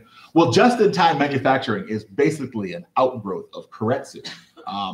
Basically, it's the idea that if you have just-in-time manufacturing, you don't really worry so much about carrying inventory. It's just that as soon as you need to have, products sourced into the company, you won't receive them until they're actually ready to be put in production. In other words, perhaps I'm building parts for a laptop and I need motherboards, right? I don't just if I have just-in-time manufacturing, I have typically I have a motherboard manufacturer down the street from me, and we have such a close working relationship. Perhaps we do this with some kind of ERP system or something like that, where they know when I'm going to be needing new motherboards, and they will show up at just the right time. They know to show up at 10:30 on Thursday because I'm going to need new motherboards to be able to put in production. They show up at 10:30. I'm making laptops with those motherboards by 11 o'clock. So that will be a just-in-time system. Traditional marketing, traditional distribution would be, typically I just buy motherboards and I let them sit around for quite a while, and then at some point down the road, I'll use them. But there's a lot of problems with carrying inventory, not the least of which is what they refer to as the LIFO system, which is the last in, first out. In other words, the last thing I've ordered is the first thing I get back, and not just like the first thing, the FIFO system, where the first thing I ordered is the first thing I get out. So that's a common problem. So just in time solves that problem because you just don't carry inventory like that. You just don't do it. And this is everything I basically just said probably better than I just did. Benefits of just in time. JIT, is that not Justin Timberlake, by the way? No. Just JT. This is middle name like Ingrid? I don't know, dude. Benefits of Justin Timberlake. Too many to list. What? Oh, you're a Timberlake fan? Look at you. Look at you. Huh? Have you ever seen him dance? He's all right.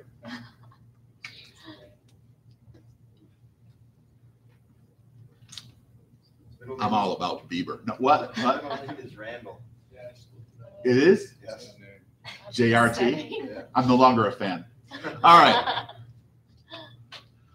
Some of the requirements of just-in-time, though, is that in order to participate in just-in-time, you have to have very high-quality operations, right? It doesn't work any other way. Like, I'll give you an example. When I worked for a company remember I told you I worked for a number of years for a company that made headlights that go on cars and taillights and stuff like that. I'm gonna level with you guys. We did not have a high-quality operation. You know how I know that? Because they let teenage me work there, right? We just did not have a high-quality operation. But it was okay because, we'd make a bunch of headlights and we'd ship them down to Mexico, and, 8 out of 10 of them would work, and we'd be like, all right, that's cool. We'll give you some money back. But the reason why this is never going to, we weren't just in time. Those factories down in Mexico, they had huge inventory rooms to take all these headlights, not just from us, but from other suppliers around the world, frankly. But why is that not? Why is a low quality operation like what we had back then not going to work for just in time?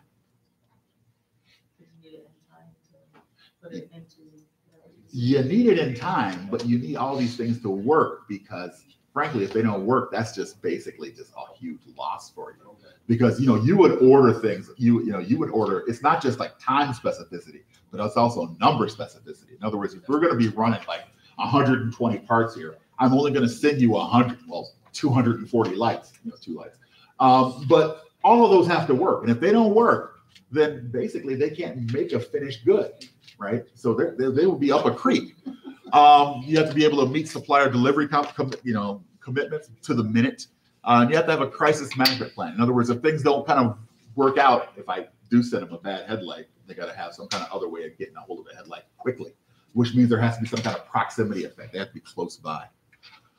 A lot of how they do this is through EDI. Now, this is not when I was a teenager. This is when I was a 26-year-old man working with Ford.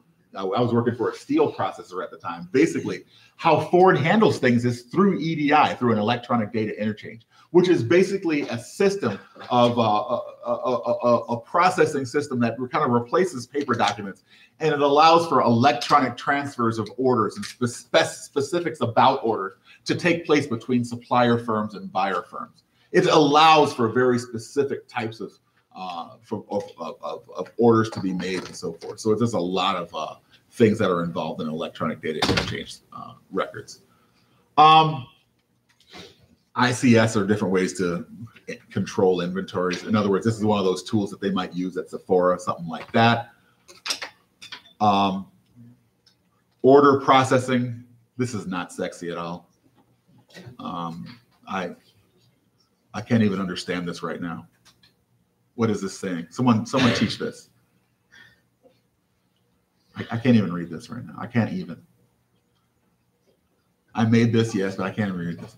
Materials requirement planning is an inventory control system that manages the replenishment of raw material supplies and components from the supplier to the manufacturer. In other words, they handle materials, right? In other words, they handle, like what kind of materials are going to have to be handled in order to make a particular good. That inventory control system kind of manages that flow of raw materials to make things. And distribution resource planning is the same thing, but just for moving things from place to place. So you have like the actual raw materials, and then you have the ability to actually move those things from place to place, which is what you would include for MRP and DRP. DRP just looks like drip to me. All right.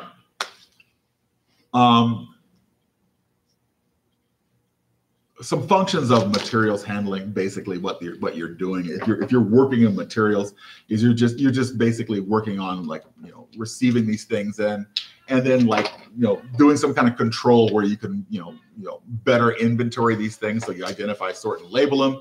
You dispatch the goods to temporary storage, and you recall, select, or pick the goods from shipment. So basically, these are guys like my cousin who still does work for Ford. And basically all he does is, he works on a high-low. It basically just goes from place to place. He gets goods that come in from shippers, and perhaps that shippers come from Toledo. Perhaps they're coming from Germany if they're like coal rolls of steel or something like that. He basically just drives this stuff around, and when they need something to produce, he'll just basically take his high-low and just pick it up. He has to get the right one because he wants to have a FIFO system, and he'll just take it to the place where it needs to be processed. That's all he's been doing, right? That's basically it. Now, I'm making his job sound cheap because it's really, really important in a factory.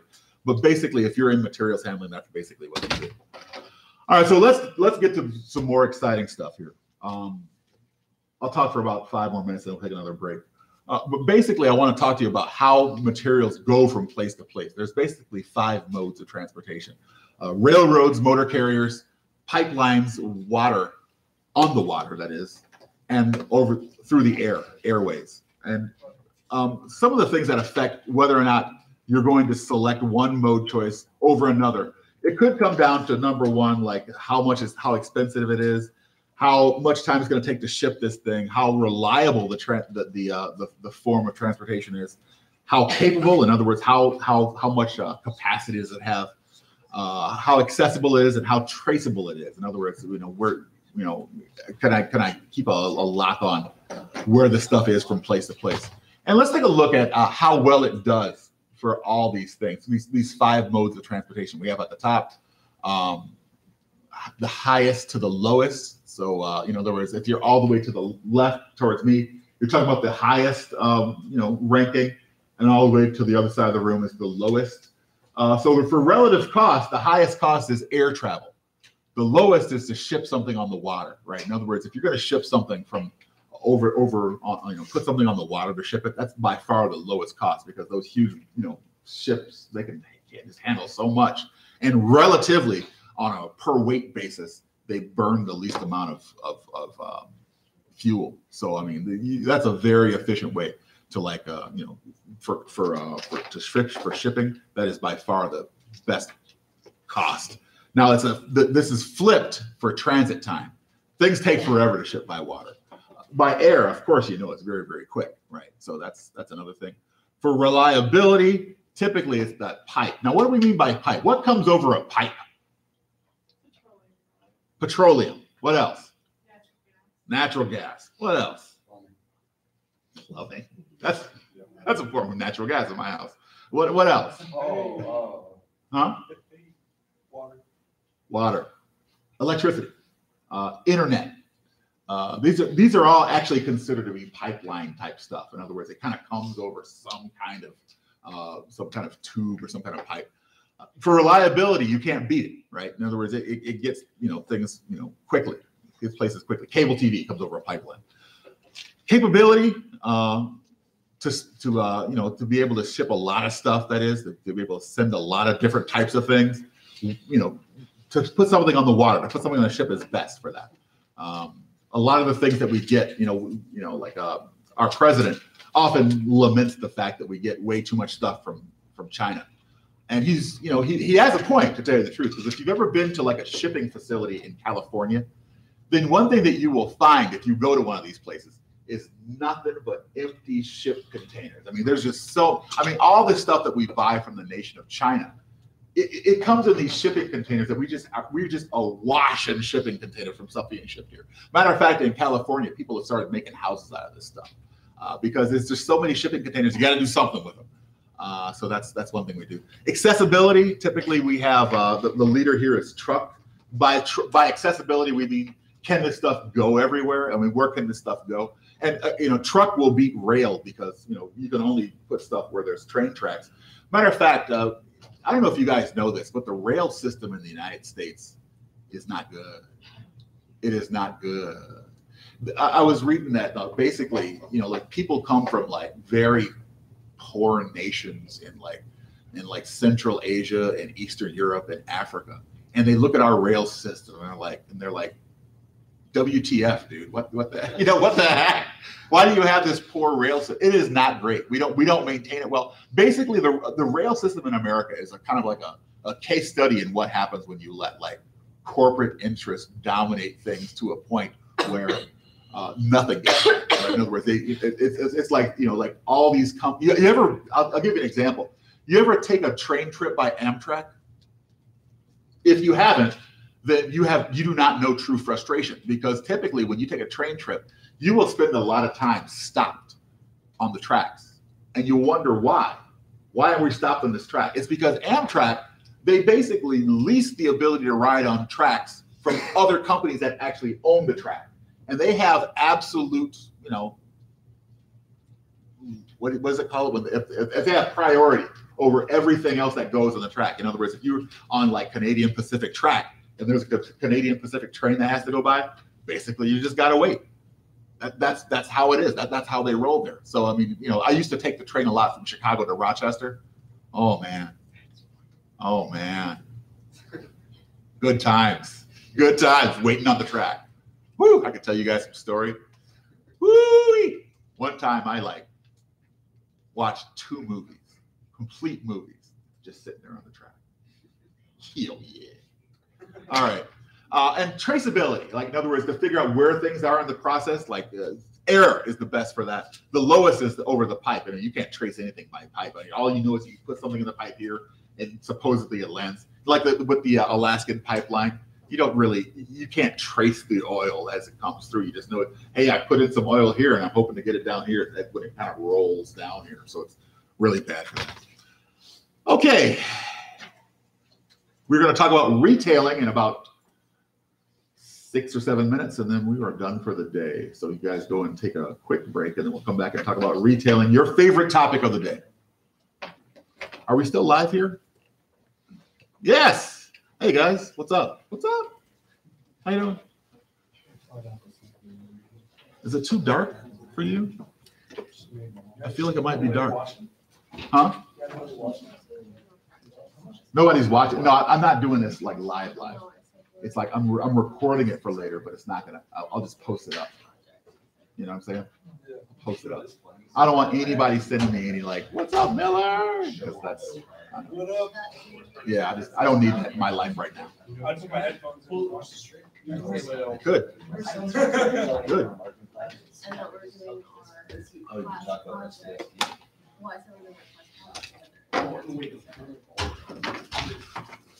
By the way, I'm doing this week because I actually cannot take the time this week to record a lesson. I mean, I've actually had a death in the family. I have to go back to Detroit very soon and attend my uncle's funeral. So I hope you don't mind that we're doing this week. Next week we're back in my basement, but this week I have to conserve time because I just can't put it together this week. Sorry guys, but we'll be back down in the basement next week. Promise.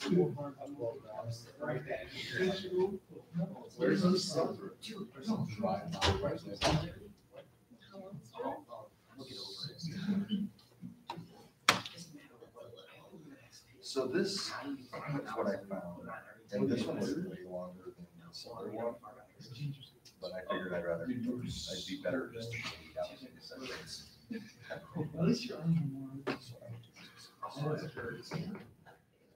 So. How much did So it goes in this. What time is this class supposed to be over? Like supposed to be over? Okay, we're gonna beat that, so. And then it's got, you know, it pulls out a lot of historical information, which I think is relative to a marketing exam. So this is one thing that I would ask for help on. So this competitor analysis out in the OneDrive, there is a new.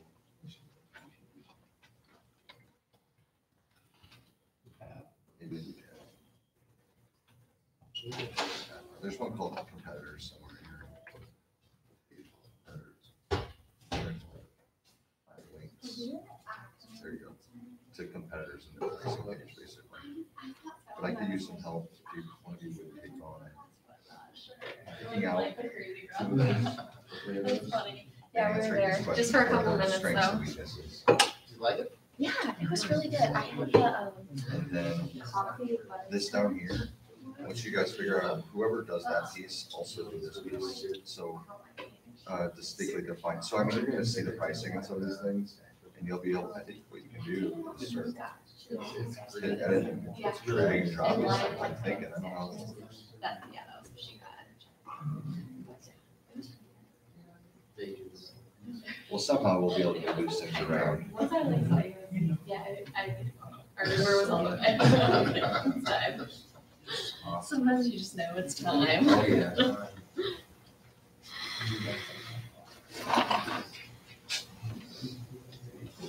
But we can drop our own graph in there if you want to. So. Yeah. Update this graph, or whatever you want, whoever you want. Whatever. Sorry, I mean, I mean, might be yawn just like that. I'm yawning on camera now, so this is like, I gotta watch myself. always. 2 weeks is, yeah, this is the basic. 2 weeks so fine, but I don't got it. It seems like it's gonna be a long 2 weeks. I mean, I don't know.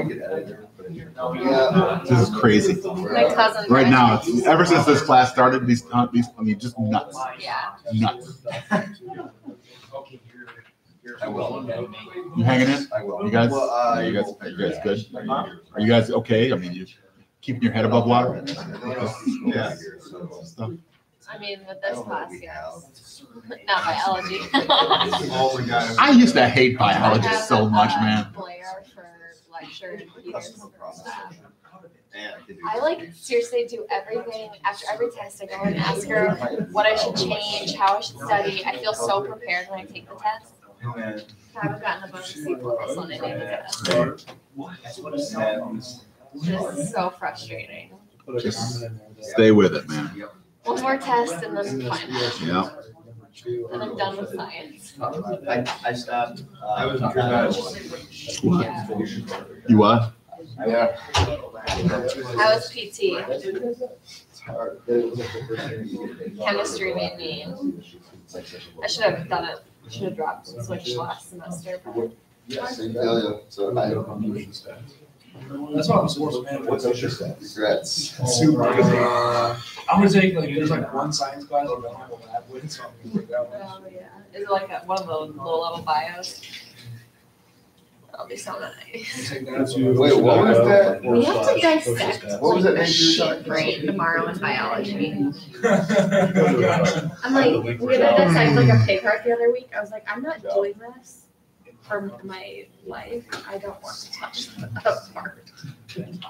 I did not touch it. What was it? Major or whatever you said. Supply chain. Oh my What do gosh. you, what was the job though? Basically, you're handling a lot of this stuff, like we've been talking about, just like taking control of like managing like the flow of goods between companies and like planning for like demand planning and stuff like that, and making sure that each company knows what they're going to have to be able to do at every part of it. Every company needs something like that. That is like the hot major right now. Yeah. You get It's been interesting for me. a grad degree in supply chain.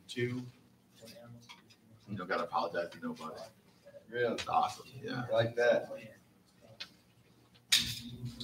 That'd be good, this is my. Okay, let's move on. I don't want to spend a great deal of time on retailing because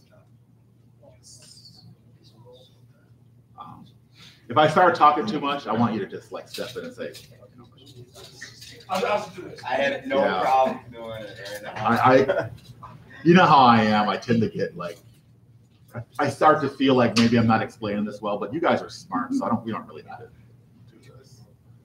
This says all the answers. I mean, I just go out and just kind of take it. Yeah, that's all good.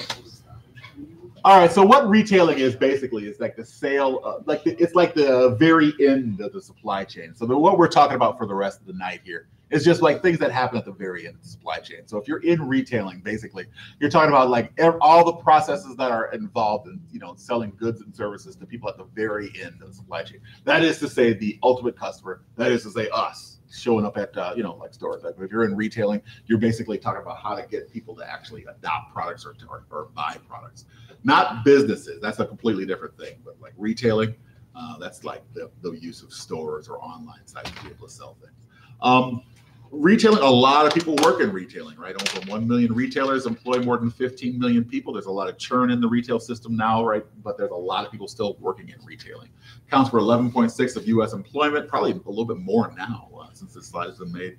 Retailing accounts for 13% of U.S. businesses. Retailers bring up almost $4 trillion in sales. And the industry is dominated by a few giant players, right? Like Walmart and stuff like that. So that's an important factor as well. All right, industry is dominated by a few giant organizations like Walmart. Yeah, so here's a few things to remember about the importance of retailing. As a percentage of U.S. employment, we're talking about like 11.6%. As a percentage of U.S. businesses, we're talking about 13% of businesses. But as far as like gross domestic product, retailing accounts for about 40% of all gross domestic products. So it's something that actually kind of like punches over its weight in terms of its impact on the economy. So like, just the sheer fact of people like going to buy things accounts for like 40% of GDP.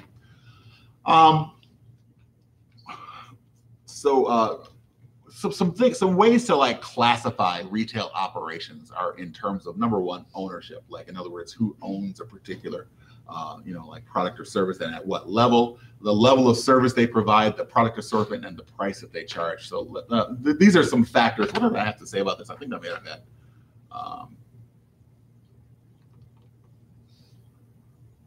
In other words, who owns a particular, when we say ownership, we're basically talking about who owns a particular, is it something that a company owns, or is it a franchisee or something like that? In other words, that's something that happens a lot with franchise. We all know what franchising is, right? In other words, this is like basically the exclusive right to use a particular brand. So if you franchise, that's an ownership issue. You ever been to a Subway? Typically in like a real rural place, and the Subway really doesn't like feel like a Subway. You know what I'm saying? Like this is Subway, but it's kind of like bootleg Subway. You ever been to one of those places? That would be like a franchising problem, right? In other words, in the middle of nowhere, no one's going to be checking up to make sure that Subway kind of behaves like Subway should. And they get kind of lazy because they know they're not going to be checked up on. So they start to like kind of deviate a little bit from like the Subway, like paradigm of what Subway should be, because that's a franchising issue. In other words, they don't behave exactly like the corporate says they would, but they still have the license.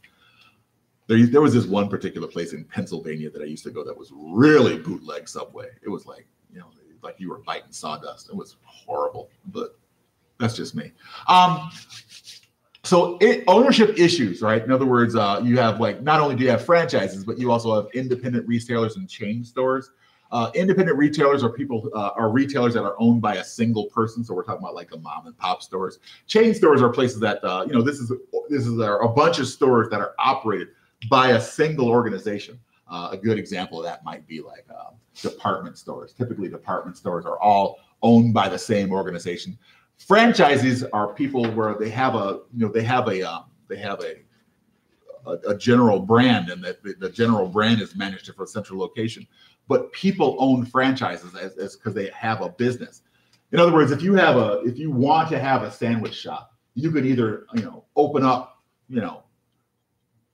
Joe's Sandwich Shop, but I don't know anybody, right? Everybody knows Subway, right? So I could either like make my own sandwich shop, or I could just make a Subway, right? I could just make a Subway. So I have to pay some money to get the right to use a particular Subway brand. And I have to make sandwiches that are not sandwiches that I would necessarily make at Joe's Sandwich Shop.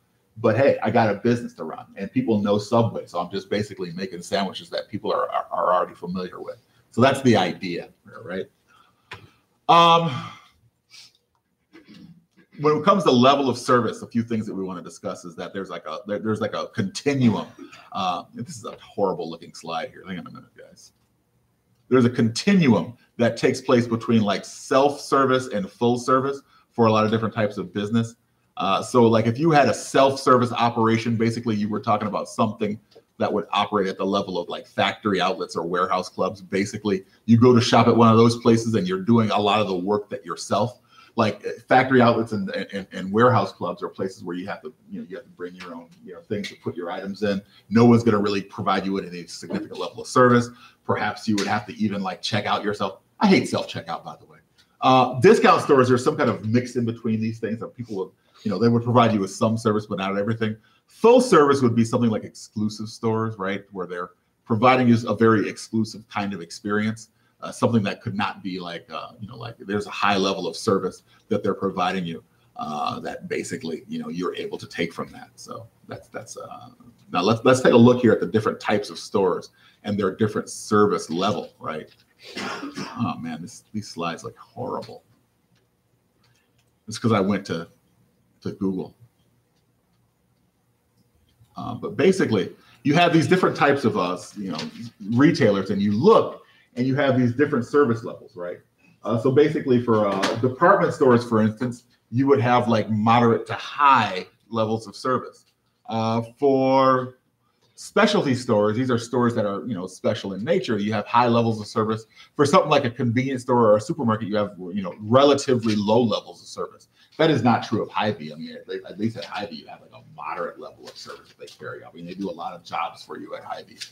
Hy-Vee is just like another place where the place where I came from. They had this place called Wegmans, where Wegmans was like a very high level of service type of grocery store.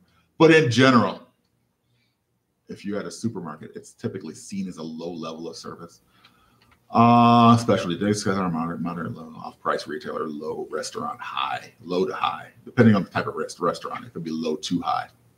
All right. Issues of price, right?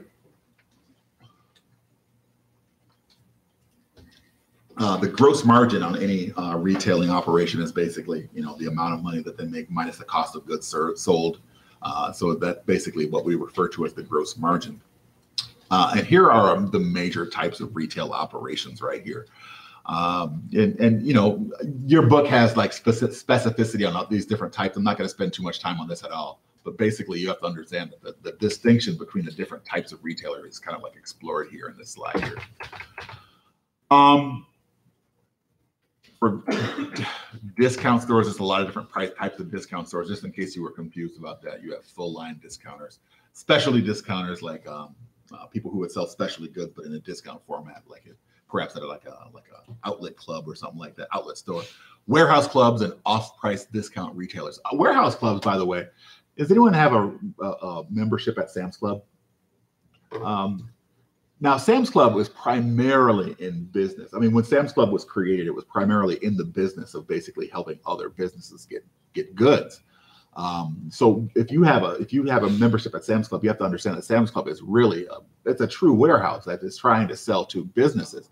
But they found out that individual people would want to shop there as well. And so they allowed individual people to shop at Sam's Club because, well, frankly, there was business interest in doing so. But what kind of stuff do you get at Sam's Club? And bulk. In other words, you're getting a lot of something.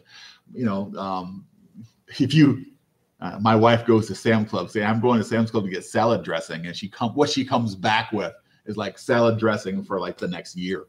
And so, you know, like you have to.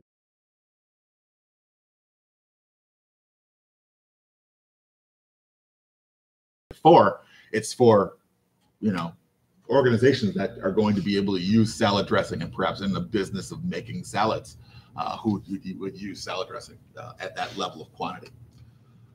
Oh, God, so boring. Discount stores include what? Mass merchandising, which, you know,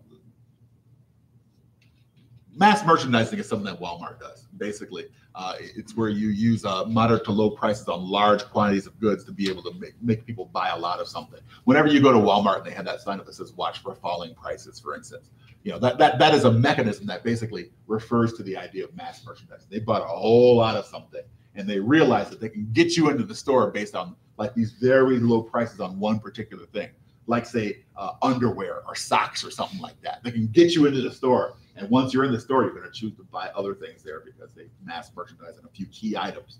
That's a large part of their strategy. Super centers are discount stores and also full line discounters. You know what these things are. Super centers, they sell everything. Full line discounters, they sell very, they sell a lot of things, but they're discounted in price, extremely discounted. Aldi's is an example of a full line discounter. Category killers are something that are been taking a beating as of late.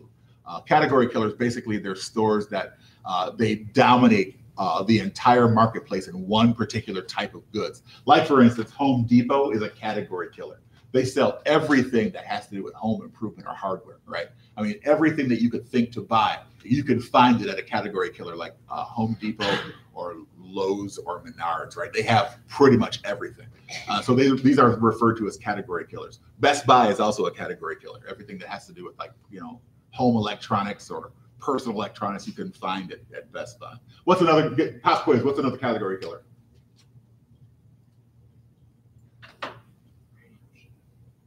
Radio Shack's not a thing anymore. That's dead. They're a dead category killer. They're like the Freddy Krueger of category killers. They were often Freddy Krueger 6. Like DSW? DSW. Category killer in shoes, right? Marshalls. I got Tommy. Marshalls is the place. TJ Maxx, Marshalls. But those are really wide. There's I don't know. What department stores? It's like discussion. Is TJ Maxx and Marshalls, are they really category killers? Like, in other words, they're discounters, right? In other words, you buy things for a low price, but they don't sell everything in a particular. They don't have a lot of SKUs. A place like Home Depot has a lot of stock keeping units. They sell a lot of different things. If you work supply chain for Home Depot, I think that you probably don't sleep a lot because they're crazy. Here's a new trend I wanted to kind of introduce you to if you've never heard of it. It's called pop-up stores. These are real hot in, here we go. Pop-up stores, you've probably seen stuff like this where basically they take their, especially when the economy gets a little bit slow, they take the sales of things into other spaces. So you have here like you have Mercedes-Benz here in a department store, right? In other words, you're not going to come to a Mercedes-Benz dealership, but if you go to the department store, we're going to put a Mercedes in there, and we're going to have a salesperson in there who is going to be able to either give you a lot of information and perhaps even order a car for you. Like in the mall. Yeah. I always see cars in like a nice mall. Well, we have a crap mall and then we have a really nice mall, and then the next mall we got really good cars. Orland Bulls guy. Yeah, Orland Mall. Did you guys grow up together? I'm just asking. Went to kindergarten together. Went to kindergarten together. All right. Because you guys have a lot of the same references that you talk about. Like, yeah, this mall. And then we have a crap mall. Oh, yeah, the crap mall. Well, then that's Ridge Mall. Yeah, Ridge Mall. What kind of stuff do they have in terms of pop-up at Ridge Mall? Like those cheap little Spencer's. Oh, no, not Spencer's. No. I'm talking about those little huts that sell Sunglasses. knockoff sunglasses or like those hoverboards were a big one. Oh, you're thinking of kiosks? Yeah. Kiosk. Yeah, that's a little bit different. Well, let's look at this here. Like, this thing's going on in China right now. Aren't like some there's an iWireless at North Park. There's like an iWireless kind of pop up right in the middle there. There's different or like a Sprint. There's well, yeah. I mean, see, the thing to understand about pop-up stores is that this is very temporary. Kiosks are a little bit permanent, right? They're freestanding, but they're permanent. Pop-up stores are typically you have a very limited engagement. Like for instance, a pop-up store might be something like it's almost like the trend of like food trucks or something like that, but like other stuff, right? It's very permanent, very temporary. So Yeah. Walmart here had back in the electronics and that had a direct TV people there. Yeah, they do. Yeah, something like that, where they're able to take orders for DirecTV. They will arrange for people to install your DirecTV if you choose to buy it. Something like that. It's very temporary. They work within the geography of somebody else's retail space. That's basically what a pop-up store is. Real popular in China. Popular here too. All right. Interesting. Okay.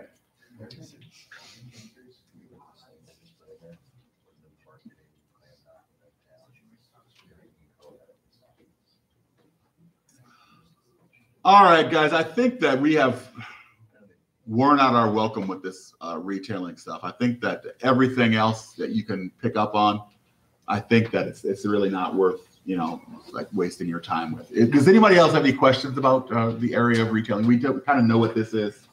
I will let you, you have the access to the quiz, but basically there's nothing else worth really discussing here. Questions back? How are the marketing plans going, guys? Things are moving forward? I'm the only one in my group that's done anything. Where is she? Okay, we'll keep an eye on this situation, on this developing situation. Okay. All right. Can I have Liza's last name? I couldn't find her.